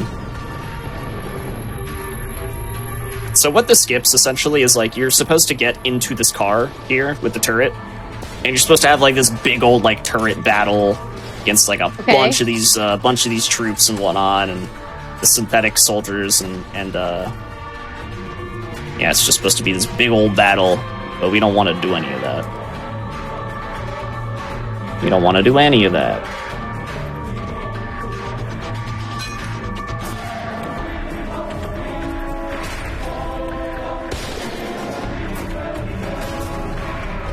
Don't worry, you all. We are not over. We are not done with the show when this game is over. We will be moving into Visage. You all can see that, and then speedrun it because it needs more people on the leaderboard. My goodness. And if you think the skips in this game are pretty cool, then you'll think that Visage is super cool. Well, why are people not running the game then? What on earth? A little too niche, I saw it was like 45 minutes. I know. 45 minutes for the world record. Easy speedrun. Easy. Okay, so that's deloaded. No. All right. I should be fine. I don't know if the prediction is over, but the nose would have won. We still give points to the nose. Oh my gosh. Got some unloaded levels. Got some unloaded level right here at the end. So wild. Wow. Okay, Maxie's a pro. Yeah, I know this pretty well. This is if this game does do some deload shenanigans, this is actually a section I've done a few times before. So, and it's short. The others, on the other hand, nah. Good job, knowers. Good job, knowers. The last level be loaded. The answer is no. He was yes and no, but I think the main point is if there was unloaded level. That's so funny.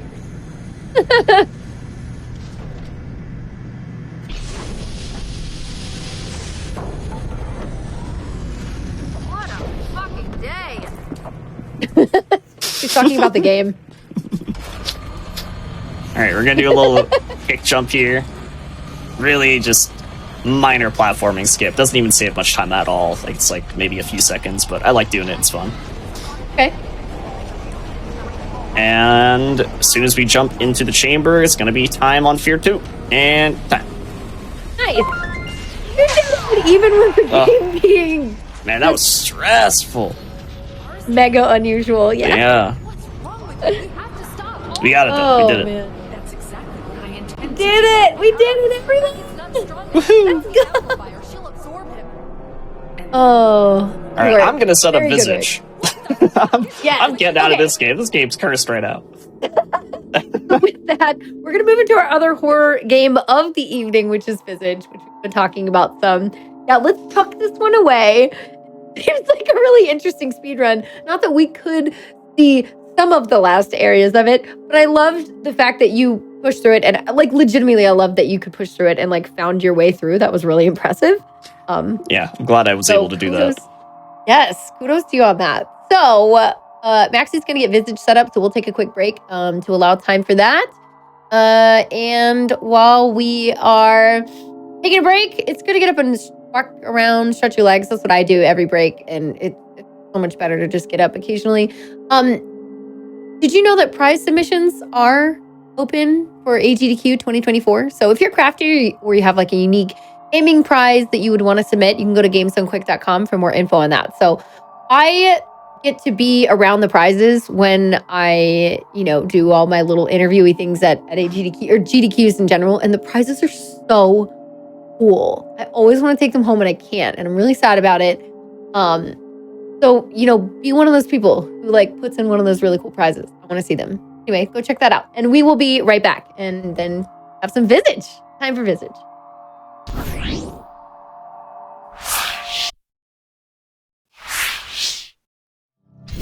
All right, everyone, we are back with the last part of our Out of Bounds show this evening. I am Kungfufruitcup, and we have been seeing some awesome and pretty new and interesting horror speedrunning experiences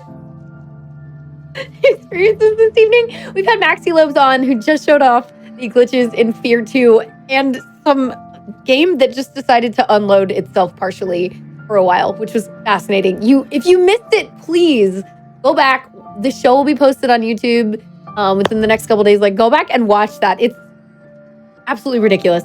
So that was really cool. But now we get to see Visage, which I think is like extremely underrepresented as a speedrun because I know so many people love to play it. So Maxi, I know that you're passionate about this and have a lot of knowledge. So please count us down, take us through it. I'm really excited for this. All right. Yeah, I am pretty passionate about the Visage run for reasons that relate to the game and then reasons that relate to how it became a good speed game. Which I'm excited.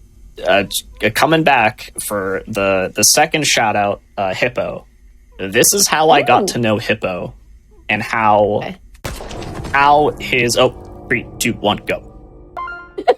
This is essentially how he started his speedrunning journey and also his journey to becoming a glitch hunter. Okay. Because everything that I'm going to show you tonight was found by him and him alone. Wow. And some of it is out of this world. So, Visage. Pretty popular psychological horror game. Most people would consider it a walking sim. Which is, yeah, that's pretty fair to say. But in terms of a speed run, not too much. Not so much. The first bit of the run is going to be a little walkie-simmy, but it's going to get pretty cool. So first glitch that I'm going to do is I'm actually going to take this can that I picked up, and I'm going to take it out of the inventory while walking into this trigger. Oh, of course I messed up the first thing. It's okay. I'll show you in a different part, which is coming up like right now. Oh wait, put that back in. So, what I just showed you was me messing up. Now I'm going to show you not messing up. Oh, huh? Game stuck. You want to reload it? I'm going to fix that. Just start over. Yeah. Yeah. That's odd. Why is it doing that? Oh no. What's up with your PC today? The games are being silly. It's not. Listen, we just had Awfully Silly. That was the show before this one. It's leaking into the Out of Bounds. Oh no. Okay. Make sure to reshare too. Yeah, I'm just waiting to see if it actually pops up. Yeah, no problem. It's... Hold on. Okay. I have an idea. Okay.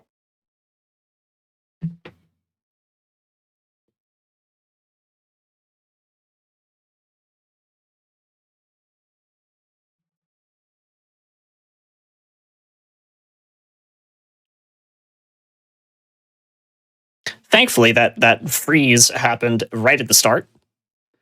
Okay. Would have been a shame if it happened at any other point, which is really uncharacteristic of this game as well. I've never had that problem with capturing it before. So, let's redo that.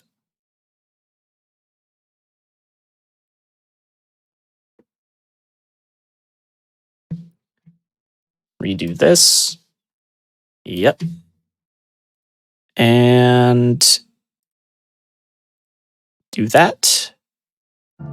Okay. Oh. Okay. Okay. I think we got it now. Yeah? Yeah. We all set?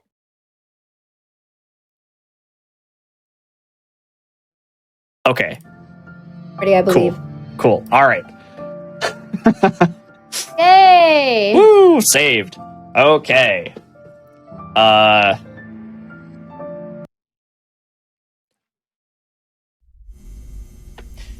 3, 2, 1, go.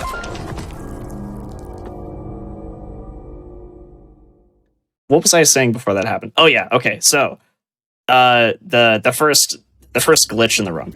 So when you have a item that is going from your inventory to your hand, the small amount of time that it takes to actually get to your hand and it become usable, that little time frame, if you trigger a like a screen prompt, like a tutorial, or like an end of chapter screen, you can continue to move, which you're not supposed to be able to do. So let's try to show that off correctly this time. Just like that, see? Oh, nice. Okay, cool. Here we go. So there's a little bit of tech. And we do that a few times. So small time saves, but they accumulate. We're going to do it again for this light. And the camera's trying really hard as well to make you look at the light, so you got to make sure you drag your mouse. Gotcha. And also, because we start the first chapter, Lucy's chapter, with that screen still up, the tutorial prompt, it's just stuck there until we hit escape and go to the pause menu, and then it's gone. And so now we're just going to knock on this wall, the creepy picture in the closet, like you would normally do in a spooky house.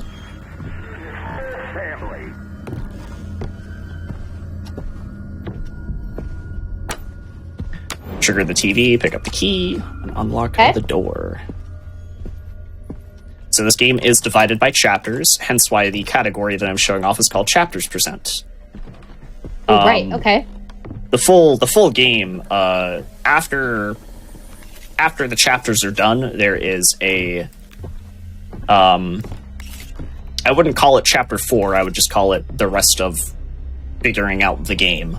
It's a weird way of putting it, but it's true. So all of that doesn't really have as much of an incentive to like play it all out, and it also involves a lot of it's almost half of the run essentially. So Chapters Percent is a much shorter and more kind of digestible and cooler category because you get to do the biggest of skips. So I like running this category way more. Yeah, I think that makes sense. I mean, a lot of times that is the difference. Like, any percent isn't always the best category. It's always the category that, like, doesn't feel too long or sluggish, but has some of the most interesting. Yeah, get that. All right, so we have... Got our first little glitches, and then Chapter 1, we're pretty much just going to be trying to complete it as quickly as possible so we can get to Chapter 2, which is where little glitches. A lot of explanation is going to come into play on how we're going to be doing the biggest skip in the game. And then there's a lot to explain in Chapter 3. Very similarly to F.E.A.R 2, this run starts out pretty like void of big skips and glitches, and then just suddenly it all just hits you. And you're just doing a bunch of things back to back to back. So for now, we're just kind of vibing. I guess I can kind of explain a little bit about, Hippo. Because Hippo, like I said, his journey to glitch hunting started with Visage.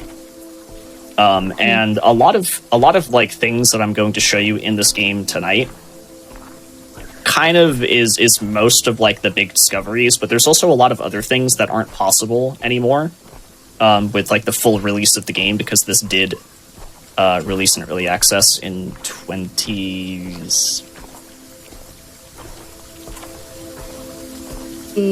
2018 is, yeah. So yeah, he found some pretty big skips in the early access. Oh, cool. Okay.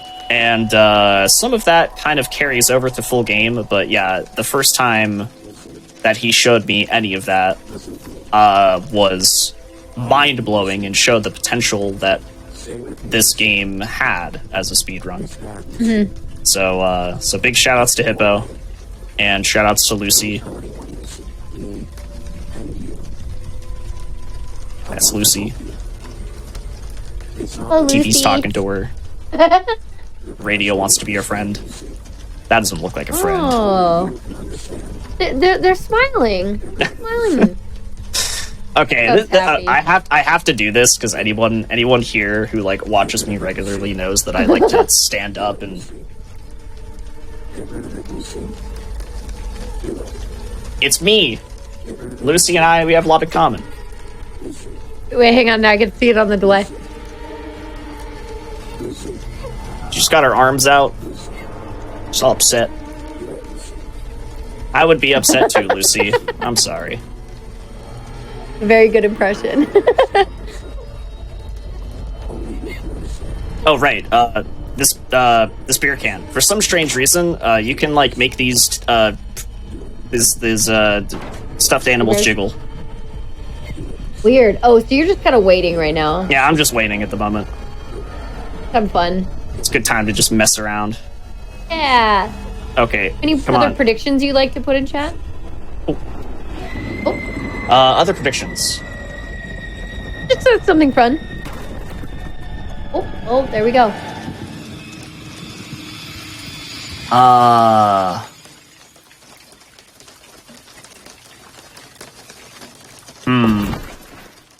Okay. Here's a prediction without completely spoiling the skip.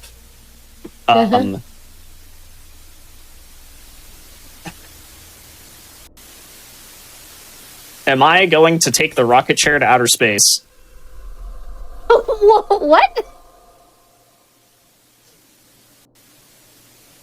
That's a candle. We didn't even need to interact with that. I just wanted the lighter. A curious question. How many no crashes. Visage is good about that stuff. Okay. More or less than 10. Yeah, Oh, no crashing, no deloading, and not being able to see anything.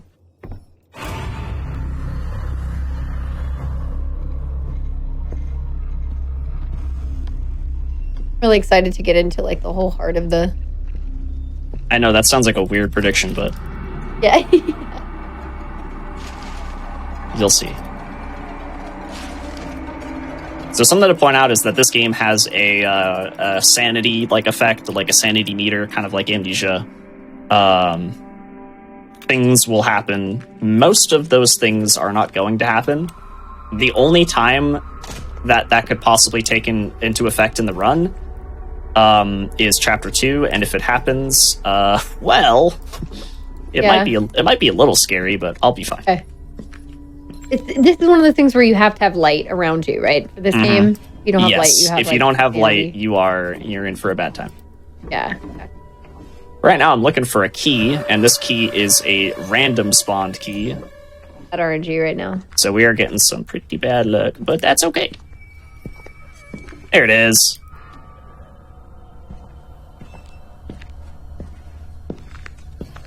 Oh, there's Lucy. Okay, we gotta go to the left of her. Nice. Okay. Now we're good.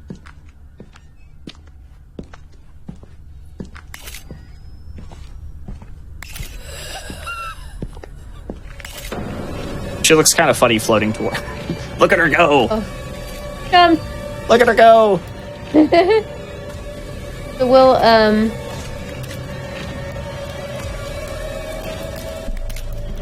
All right. Yeah. The camera. So there's a mechanic in this game where you use the camera to like not only be able to see, but there's also a demon that kind of like follows you in the next area we're gonna go to, and you take a picture of the demon, and the demon's like, "No paparazzi," and then he leaves. He's like, "Okay, I'm not gonna kill you. I can't be seen here." So that's how that mechanic works. And there's a jump scare coming up here, so I always give everybody a warning that there's a jump scare. So yeah, there's a jump scare. It's gonna happen. Okay? Giving you the warning, so you'll be alright. You'll be okay. Thank you. Don't have any liquids in your hand or Secure. Okay, Oh, there it is. there it is. And then we take a picture of cheese. Yeah, it teaches you the mechanic. Okay. How long do you have to figure out that you need to take a picture before? I don't know. Bad happens. You I mean, die. I got to admit, like, playing this game for the first time is really confusing. It wouldn't be enough see. to prompt me to. I'm like, yeah, take a photo. Why wouldn't you take a photo? Oh yeah, no, you're not gonna think to do that right away, but you'll figure it out. It's not like there's a whole lot presented in front of you, so you put 2 and 2 together eventually. Sure. Now there's another jump scare here, but it's not as loud, it's not as startling. It's just like, I drag you into the Narnia closet, into the Narnia club. and then we go to Narnia. It's not really called Narnia, Right. but it's what I call it.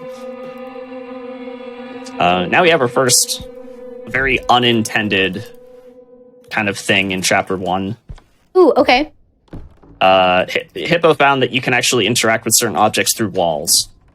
So what we're going to do is, it looks like we can't interact with anything because this door is locked, but right here, the lock goes away, and that signifies that you are on the chair, and then you just bring it to the left, you drop it. If you do it right, boom, you move the chair. It's not locked anymore because it's. It's not in the way anymore, so you can just pick that up through the wall and skip like a minute of just walking around aimlessly. That's glitchy to me for sure. Go. And then we take the ladder and we do some spooky stuff. Very spooky. Now, the early access, I mentioned earlier that like Hippo found a big skip in chapter 1, like early access. So there is a skip here that doesn't work in full release where you were able to deload this bottom area that I'm in right now.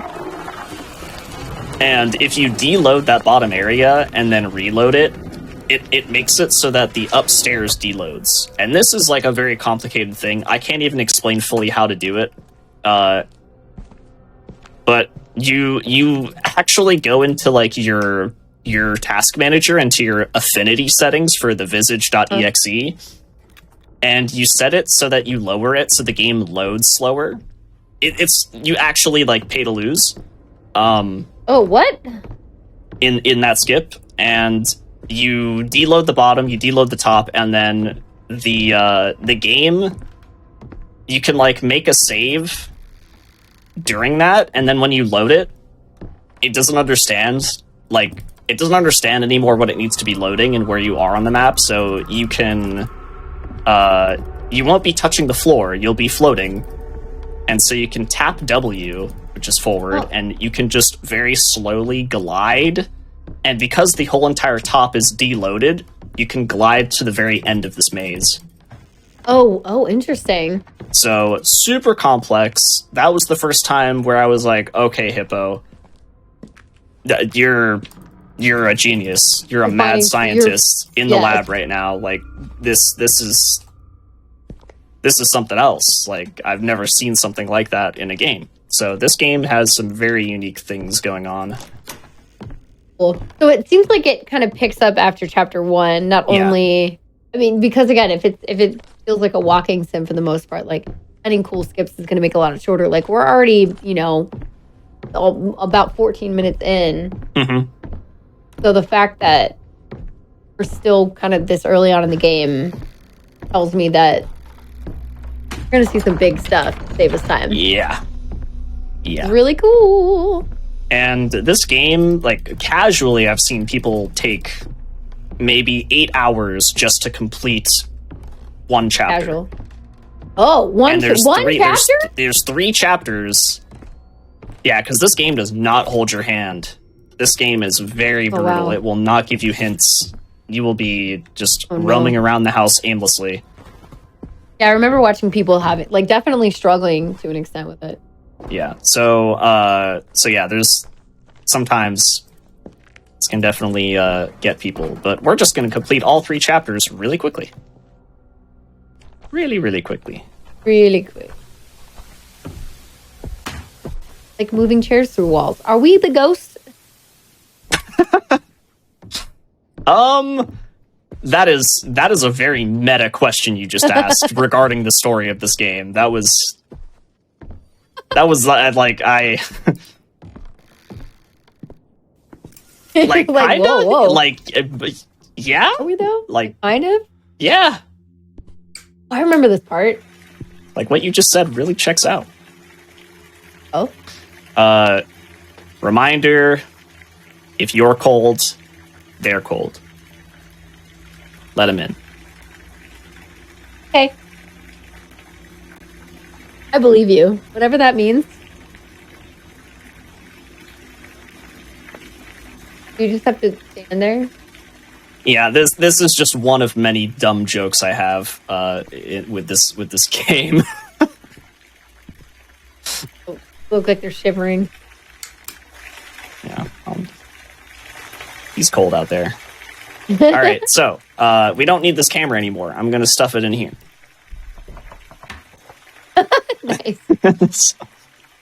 And then we're gonna put the lighter in the toilet, and then we're gonna turn off the light because it looks cool. Ooh, Woo! glowing toilet. Spooky toilet. All right, who here owns the toilet with the LEDs in it?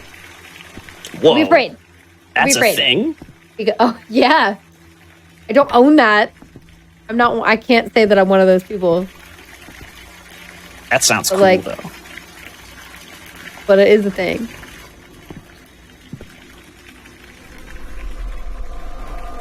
Picking up these pills to do a one of those little prompt skips later.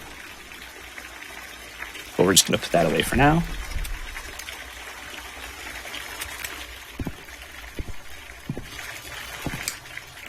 You technically do it with any item, but it's more convenient to do it with pills. And then we're gonna get in this bath.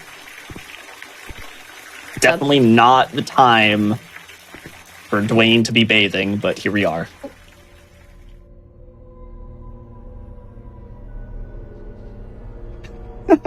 No. RGB toilet. Yes.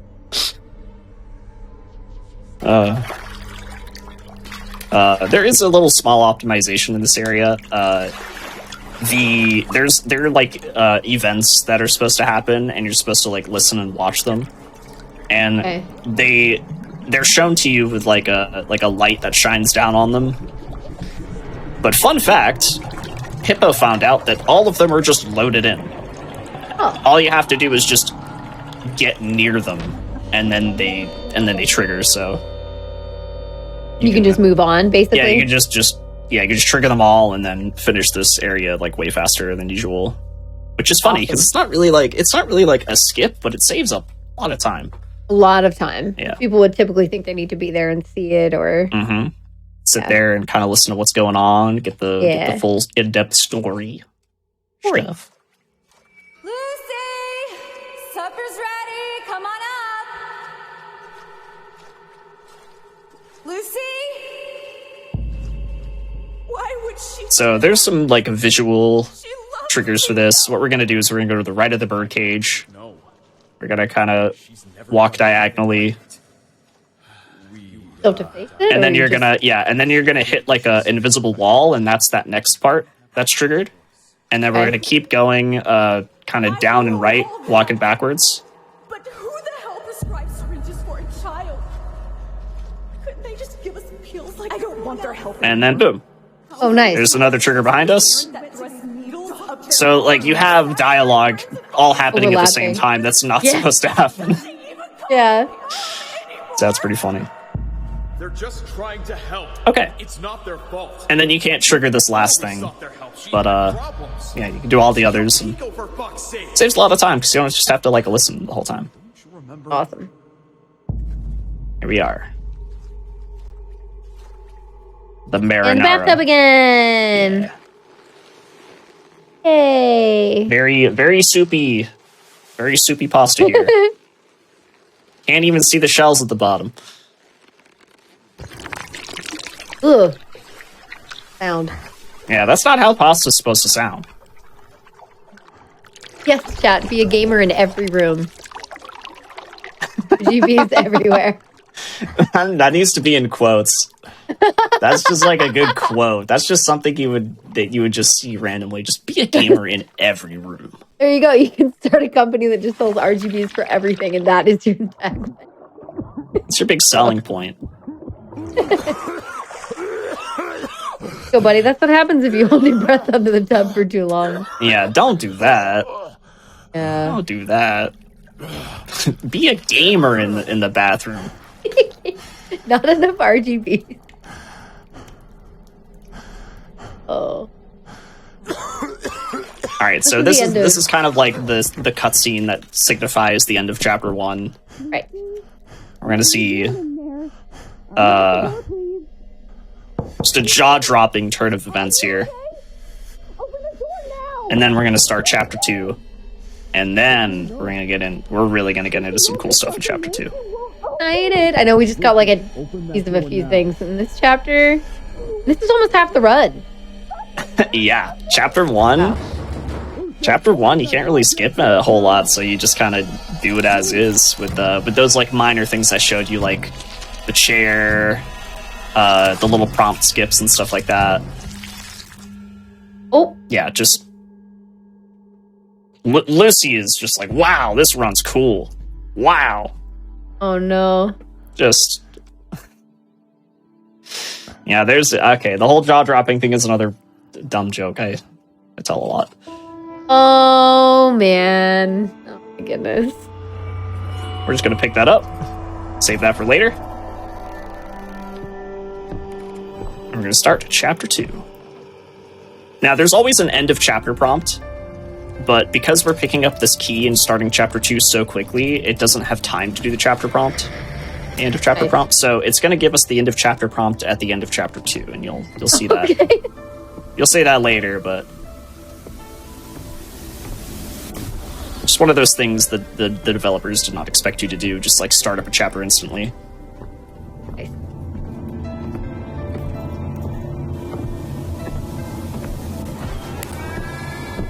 So interactive puzzle shenanigans here, and I'm going to activate that event, and while that event is activated, we're going to do our first I'm actually gonna like pause the game. So first really big glitch of chapter 2 is something called save movement. Save movement is the act of being able to play the game while having the pause menu or just save screen up. You're not supposed to be able to do that.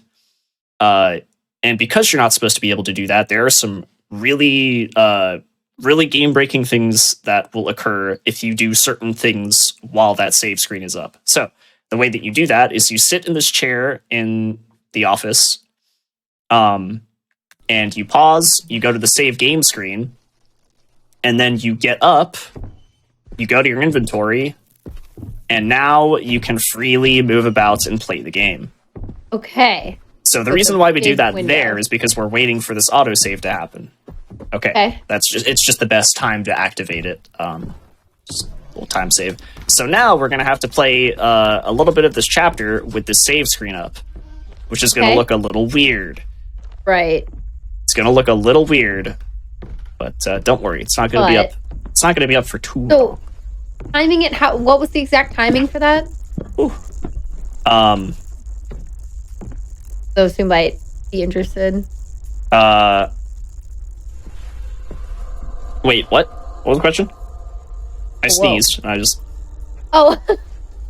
Oh, the question was like the exact timing on making sure you have the save screen and then being able to... there really is no like exact timing, but you just wanna trigger the event and then set up the glitch. Gotcha. As long as you do it at that part and not any other, like you're saving time. Okay, so it's just the best spot to do it. Are you doing some vanilla playthrough behind the screen right now? Yeah. Like this is intended gameplay with a very unintended save screen on top of it. Right. So I just picked up the hook to open up the attic, and I did a little save prompt skip with the pills, the one that I mentioned in the bathroom. Right.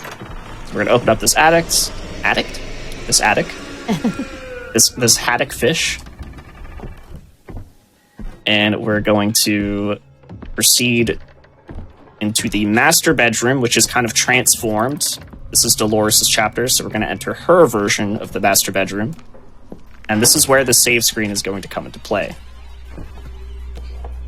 Okay. So, you see this peephole above the screen, like above the save. So, as I said earlier, you're not supposed to be able to interact with anything. So we can interact with this peephole and look into this room. And this is funny enough. You're seeing double. Oh, this is where my last save was. Yeah. We're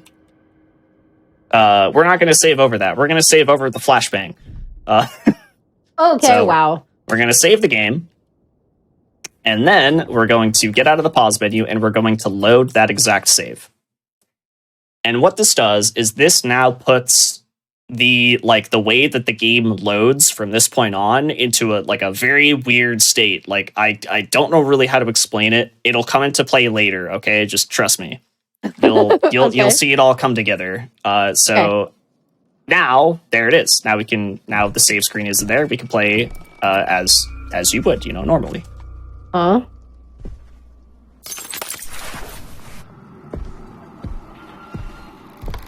Except for this lighting. This lighting is kind of whoa. you're not supposed to. This lighting is not supposed to be like this. This is just one of those side effects of doing the glitch. But It's messing with the textures. oh yeah, the textures and the lighting and all this. You're not supposed to actually be able to see Dolores over there. She's supposed to be like a shadow. Oh, She's laughing about it. She thinks it's funny. It is kind of funny. I agree, honestly. like another umbilical cord thing on the floor. Yeah, Yeah, it's very Naval Village. a little villagey. Yeah, like, you're not wrong. Little villagey. Mm-hmm. And we're gonna follow that all the way over here. So now the safe room has now transformed into something different.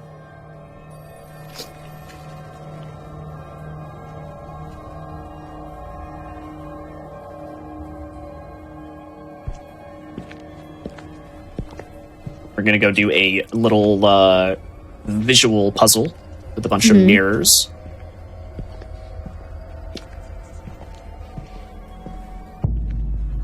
And then we only have like a couple things to do, and then we're gonna get into the really, really in-depth explanation. Ooh, okay.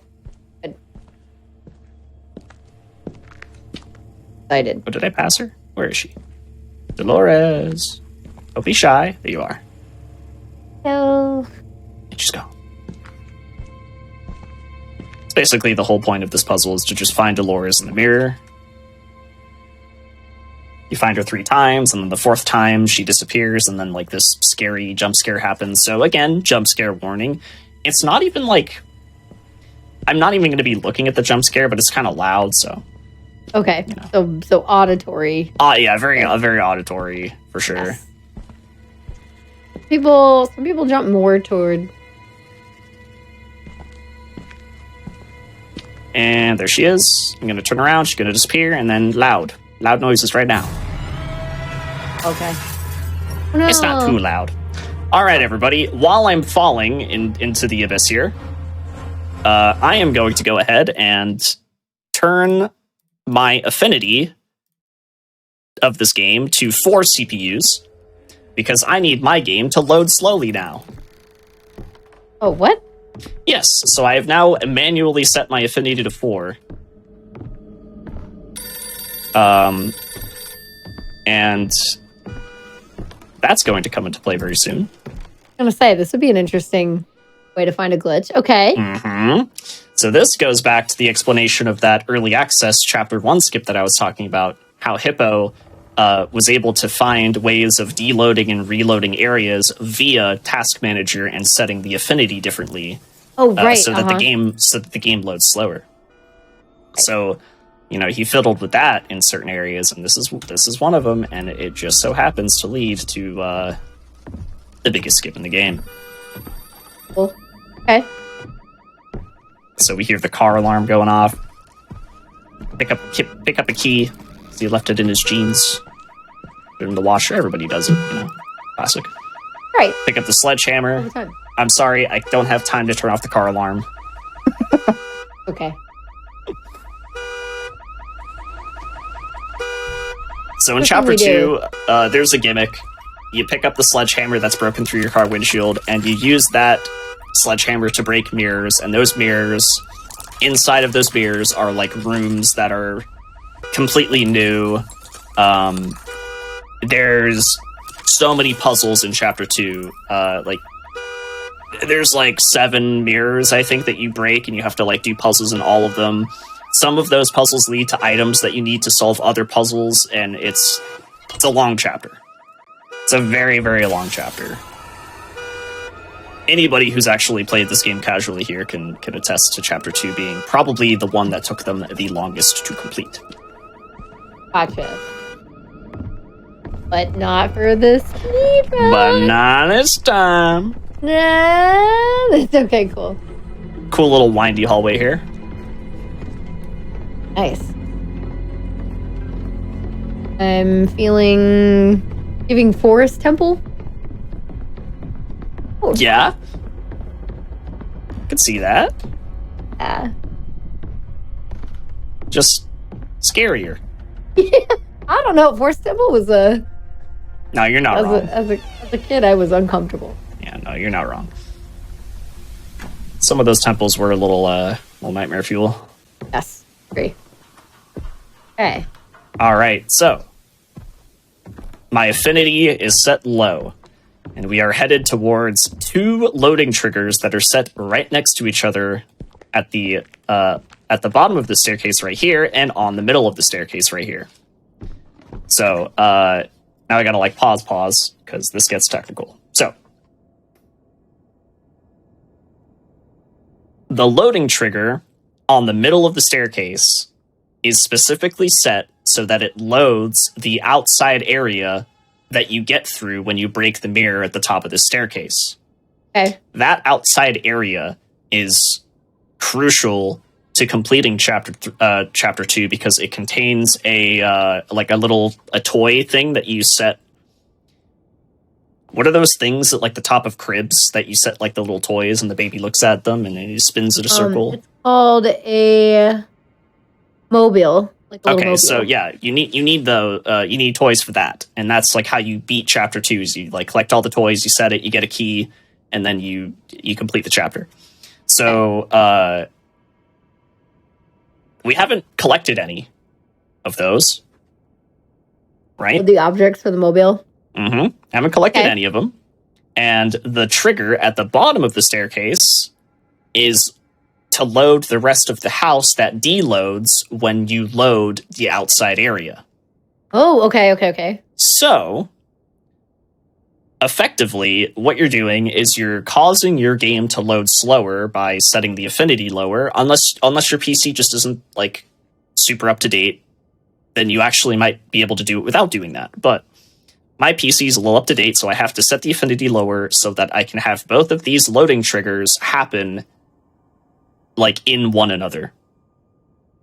So I'm going to be loading 2 things at the same time that aren't supposed to be loaded in. They're both supposed to be, one of them's supposed to be deloaded, the other one's supposed to be loaded. They're just both going to be loaded in. So, and I'm going to show you what that looks like.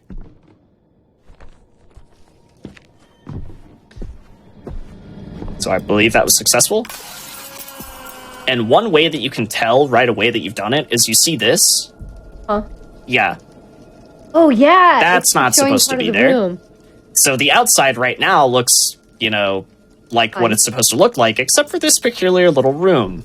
So then you walk in a little bit further,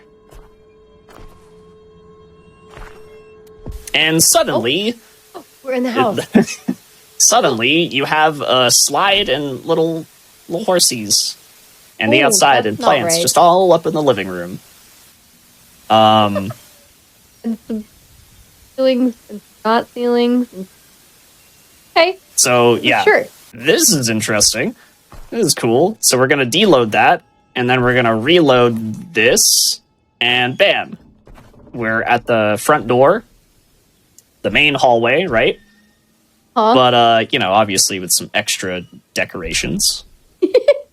Yes. Now then, we're going to attempt to get on top of the staircase, and we're going to try to clip through that top railing there. And you kind of got to be careful. You can YOLO this if you really want to, but I'm not going to because this is already finicky as it is. So we're going to be going left and right, kind of just bashing our hip right into the railing. If this wasn't a video game, this would be very tragic. Oh, I had it. Oh, yeah. Oh, God. Okay, well, hold on. So, what just happened? I got it, So what happened? and then I accidentally fell off. Like, I moved, and the game was like, hey, I'm going to reload that area that you deloaded. Or I'm going to deload that area that you reloaded.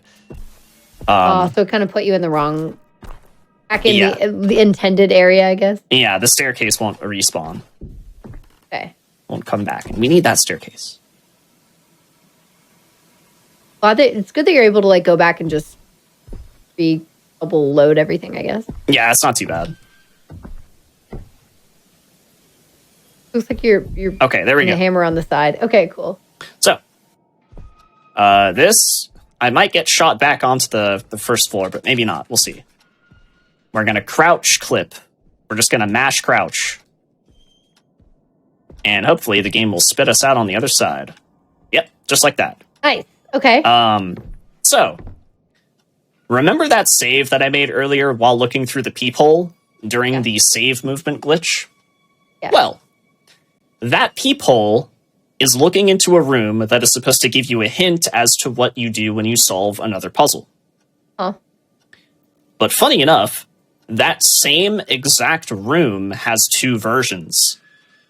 The version that we saw in the save is the version that gives you the hint to the other puzzle. The other version of that room is the version that is quite literally the last room of the chapter.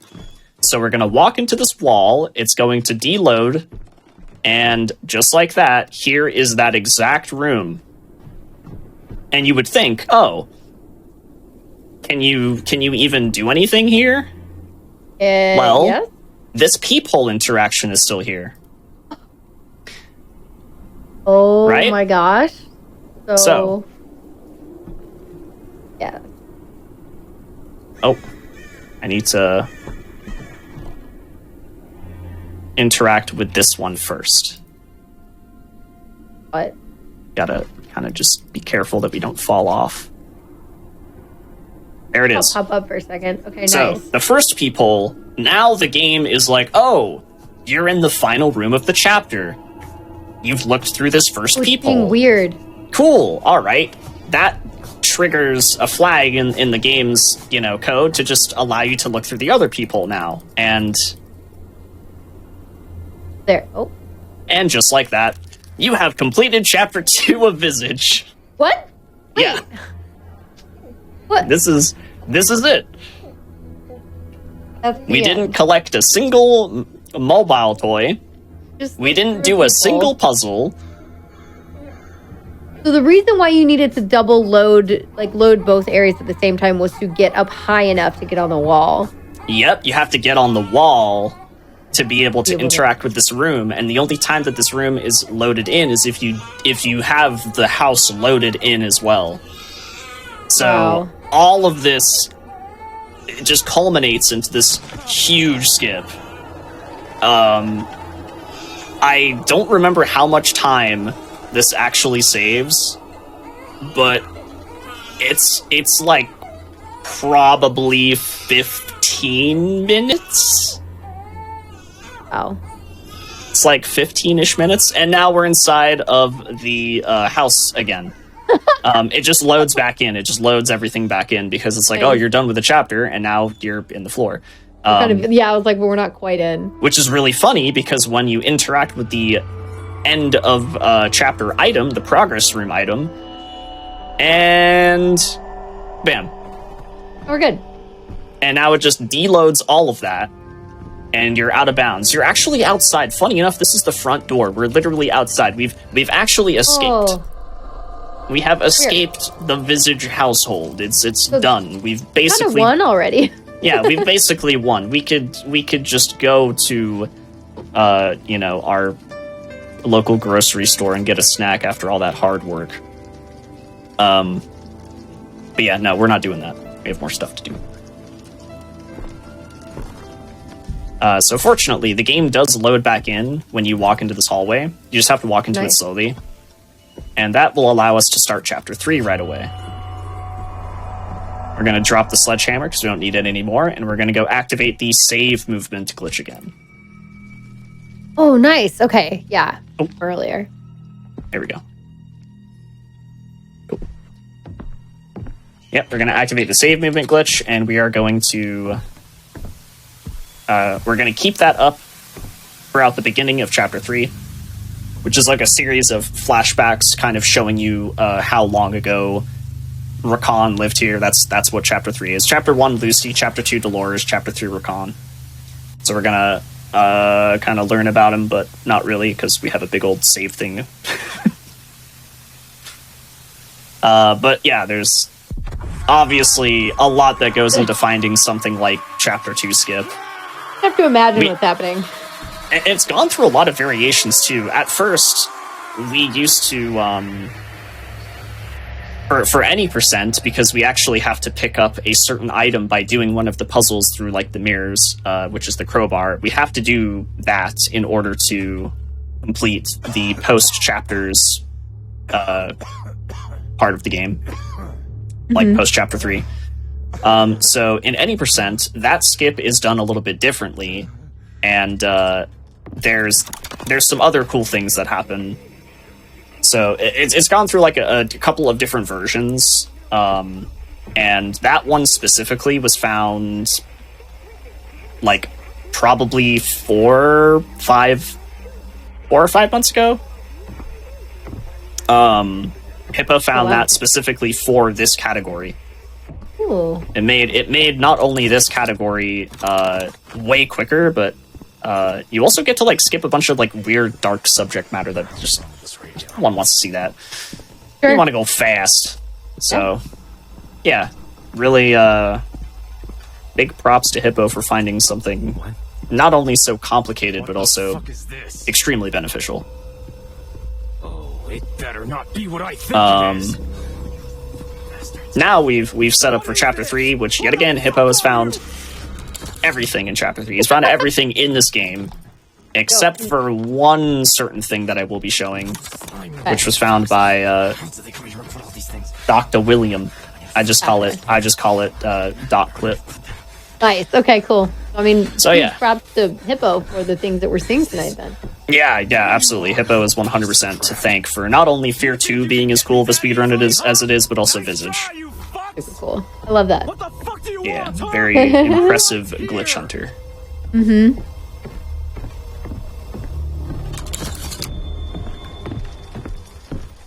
Alright, small bit of tech here. If you hold run and forward during this cutscene, you will continue to run out of the cutscene. So, like, so Rakan's sections, you're always allowed to run in Rakan's sections. When you get loaded back into the house, which you do a few times in Chapter 3 when you play it normally, you're not allowed to run. So, but you can just keep your running state if you just hold run and forward. Gotcha. So, small little thing here. We're not even going very far. We're just going to go up these stairs and interact with this painting and then interact with this wall that I'm having trouble seeing, but we're fine. I got it. Okay, and now we're going to sit in the chair.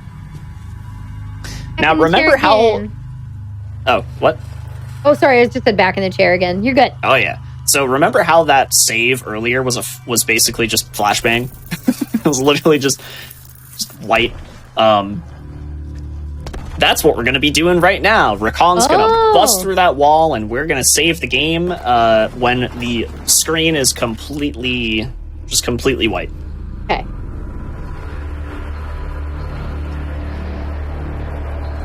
So completely white. Nice. Audio Okay, cue kind of helps as well. We're going to load that save now.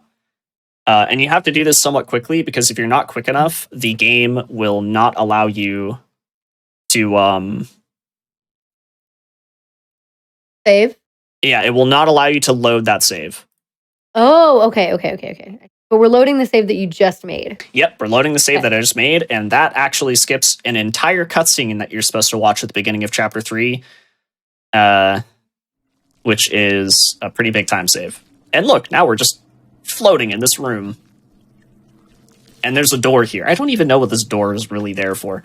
Anyways, we're going to go over here and pick up this chair, because that's a thing that you can do in Chapter 3. You can pick up chairs. And we are going to set it like this. And then we're going to use it to prop ourselves up onto this bed and do the dock clip, which is going to let us clip into the room over here. Okay, that was quick. Wow. That was good. That was really good. Okay, cool. All right, so that's the first little part of Chapter 3. You know, trick the game into letting you skip a cutscene by loading a save where you're not supposed to be able to save, and then Yeah, that's cool. doing a little room clip. The chairs in this game do have collisions, so you kind of just use them as like, you know, almost like prop flying that you would see in like other FPS games. Sure. So use that to get on the bed, and then you crouch clip, and sometimes it doesn't let you clip through the wall, and you're kind of just flying all over the room. But that was a really good example of that clip going very well. Yeah, and now that we're was going to really pick up fast. another chair, and we're going to use this for exit clip. See all these exit signs? Huh? The game wants you to interact with those exit signs in the window that the exit signs are, you know, surrounding. But we're not going to do that. We're going to take this chair, and we're going to, yet again, kind of push ourselves. Chair. Thank you. We're going to push ourselves through that, and now we're out of bounds. Ooh. And now that we're out of bounds, we're going to take this chair. You can just walk through the wall. Okay. Yeah, and we're going to do a trick called rocket chair. And Whoa! Oh wow! We almost got that first try. That would have been kind of wild. wait, so how are we setting this up? Wait, explain this a little bit real quick. Okay, so prop flying. It's exactly what prop flying is. So this chair, when we get on top of it and we crouch and then we click on it, the chair is trying to like lift this part. This part right here lifts On it. And even though you're not really supposed to like be able to, I suppose, like lift yourself in any way, like these chairs are the only things in the game. This was kind of just an oversight, you know, they even patched this. This is actually a down patch of the game because we wouldn't be able to get on top of chairs like this. But Hippo thought of it. So Hippo was like, what if you just use this chair and, you know, float all the way to this hallway? And so that's how Rocket Chair came to be. And, we almost went to outer space. Oh, you were really far. So, Where are you? yeah. You know, that's a great question. I think that's the hallway. So, like I said, the game doesn't expect you to do any of this, and because of that, you don't really have, like, a cap on how fast you move. So, you essentially just fly when you rocket chair a little too quickly. And that can send you to outer space. Yeah. That's what that... Oh, God, is this the hallway? I can't tell. I think it is. Like it. Yeah, no, that's it. Yeah, okay. Okay. All right, we're back. Okay. We're back. We're back. We're back. Okay, we're going to try this again. Oh, okay, that was really close. No! Oh, no! Well, we didn't go to outer space, but we're definitely going towards the core of the Earth. You just reload the save, right? Yeah, there's an autosave. Okay. Oh, okay, great. Yeah, so chapter 3, super, super broken, and there's a lot of cool skips and tricks and stuff, but this one, if your run is going to die to anything in chapter 3, it's this. It is the rocket chair. Because sometimes you go a little too over, sometimes you go a little too under, sometimes you go to outer space, sometimes you go to the core of the Earth. We're getting pretty close to the end, though, too. At the same time. Oh, yeah. It is actually pretty close.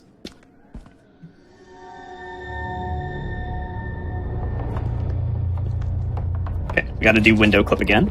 Fortunately, not very hard.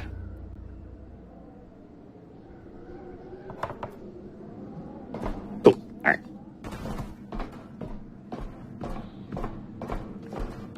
Come on, chair. All right, let's do it. This time it's happening. It's happening. Manifesting.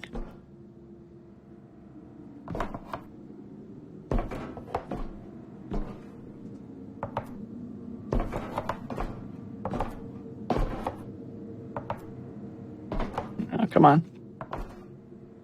Come on. Go.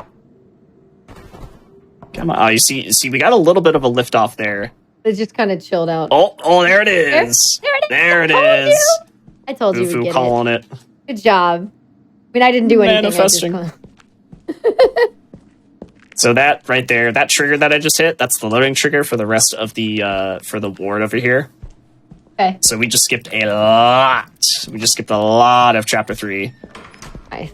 Can you give like either a time estimate or a percentage, maybe? Oh, I would say we just skipped about 30, 35%, 40% of this chapter. wow. Just by doing that. Wow. Hey, more chairs.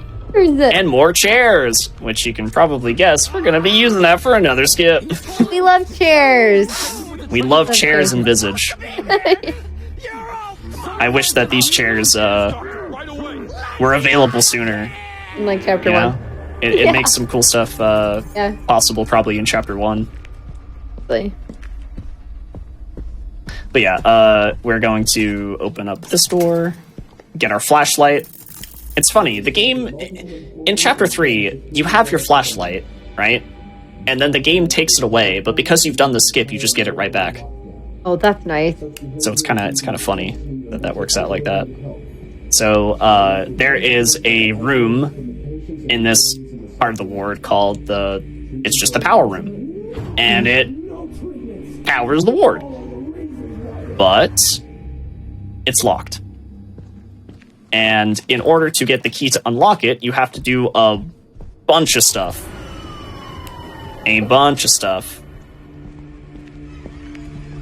But with the power of chairs, with the power of chairs, we won't be doing that stuff.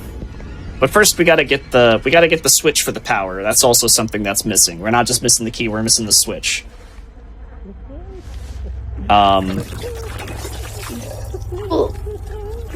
Yeah, this is what it looks like when you take a bunch of like dessert pies and just kind of smush them all together.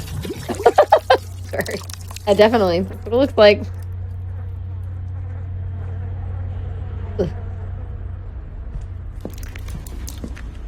And there it is. Goes in your inventory. Pick up the chair. And here's the door. Now, it doesn't work the same. We're not going to be like gliding or flying. We're going to be very, very precisely setting this chair up so that it lays just like this.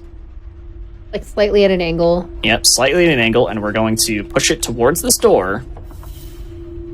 And we're going to... Oh, wow! You popped through. Wow! That was really quick. I was not expecting that. Wow! So it pushes you through. So the very top of the door, it actually has the tiniest little gap. And if you cause the chair to force Dwayne into the door, he will clip through the top of that door. Which we just did. Like this little corner right here. As we just saw like first try. Yeah. Everything. Yeah, that was really unexpected. Chapter 3 has actually been really good. We only had to do rocket chair twice. And then we got this real quick. Perfect. And we got dock clip really quick. And we got the cutscene skip real quick. Yes. Beautiful. Why am I taking the chair? I'm attached to it. Like the chair's great. I'm taking the chair with me. I've taken him this far. Screw it. We're taking him with. Bring the chair. Good job, chair. I'm proud of you. Place the chair. What are we naming him? Chester. Chester. It's good alliteration. I agree. No, Chester! You went too soon. No. I didn't even know he does that. Oh, literally named him and he's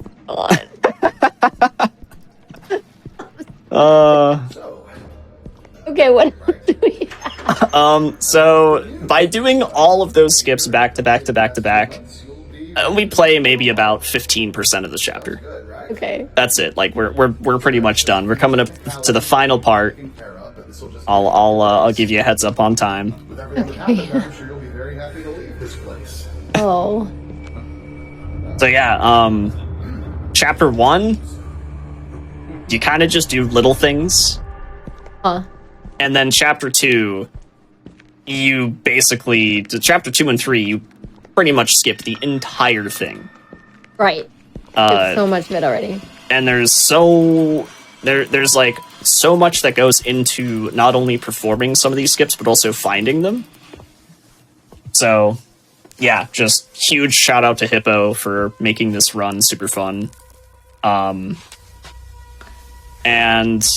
for also making F.E.A.R 2 super fun, and a bunch of other games, like, yeah, really impressive glitch hunter.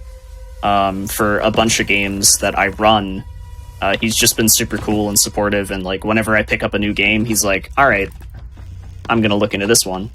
I'm here. And then he messages me on Discord, and he's like, hey, check this out. And I'll just sit there. 18 different things you can try. Yeah, I sit there and I watch the videos, and I'm like, what? What? And then I go and I try them out. And yeah, it's a good time. Love that. Yeah. But as soon as this kind of fades to black and the event finishes, we're gonna be turning around and there's like an eyeball on the wall and we interact with it. And this time. Nice. It's been really fun. Yeah. Like I said, a little bit of a underran type of game. Yes, You know? I agree.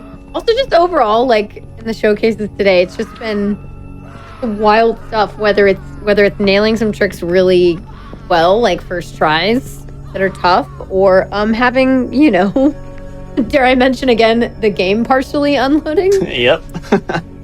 Loading game, why not? And that's time. Yeah. Nice. Gross.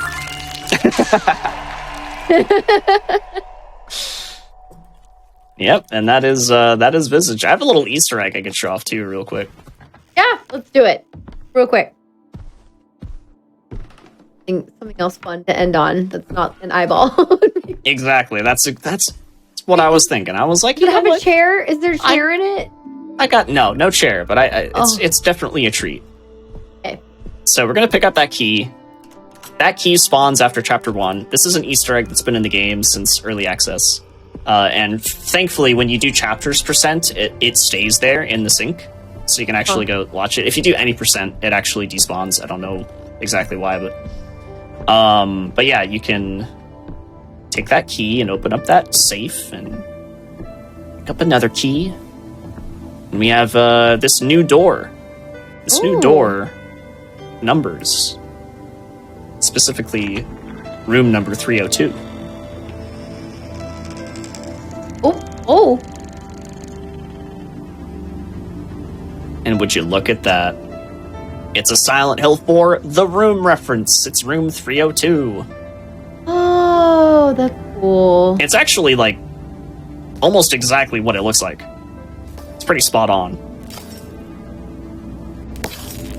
But more importantly,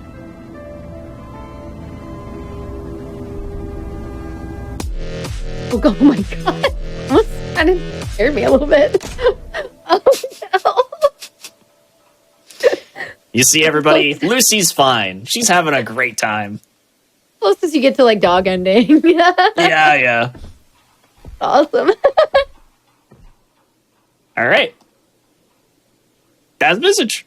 We're gonna wrap it here. Mm-hmm. Yeah. Awesome. All right. Well, thank you so much, Maxie. This has been a treat. It's always a treat having you on. So thank you so much for coming off and showing off these games. You know, we get the follow up now to F.E.A.R 2. If you want to check out the episode with F.E.A.R 1, you can always go back on our YouTube channel, check out our videos. Or if you are watching on the YouTube channel right now, thank you so much. You're awesome. We appreciate you a lot. Yeah, thank you so much for being here. Yeah. Okay. So Maxie, before we go, we need to do shout outs for you because this has been super fun. You've made so many things work, whether again, it's like, hey, we did this really quick, first try, let's go, look, mega gamer, or like, I can't see what I'm doing, but I'm gonna figure it out anyway. Also mega gamer. If y'all don't already know, Maxi Lobes, like, oh my goodness, one of my favorite like late night chill horror speedrunners. Like, you need to check him out. Please go give him some love. Tell us what you're working on right now. Give us a little hint on some GDQ stuff you're doing. And I don't know, just plug yourself, whatever you want to talk about. I mean, yeah, I've been speedrunning since like 2015. So I do have a lot of games in my library.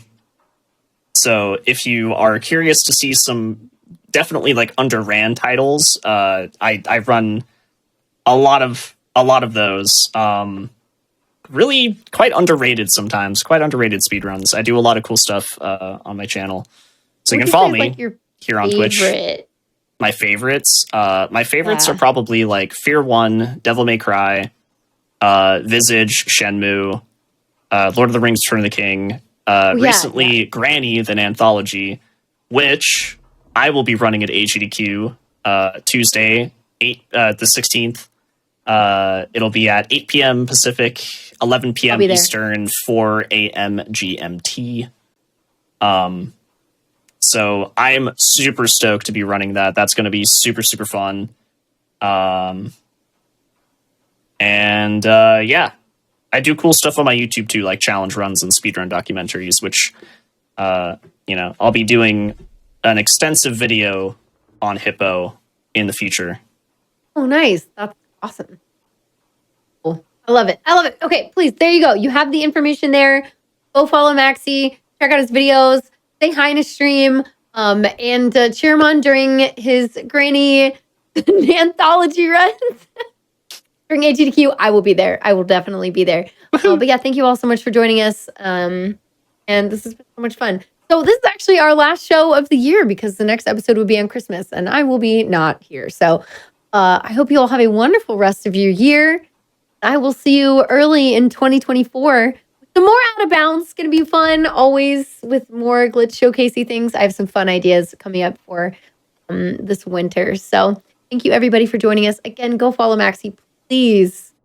I implore you. And we will see you in 2024. Have a good rest of your night, everybody. Thank you so much for being here.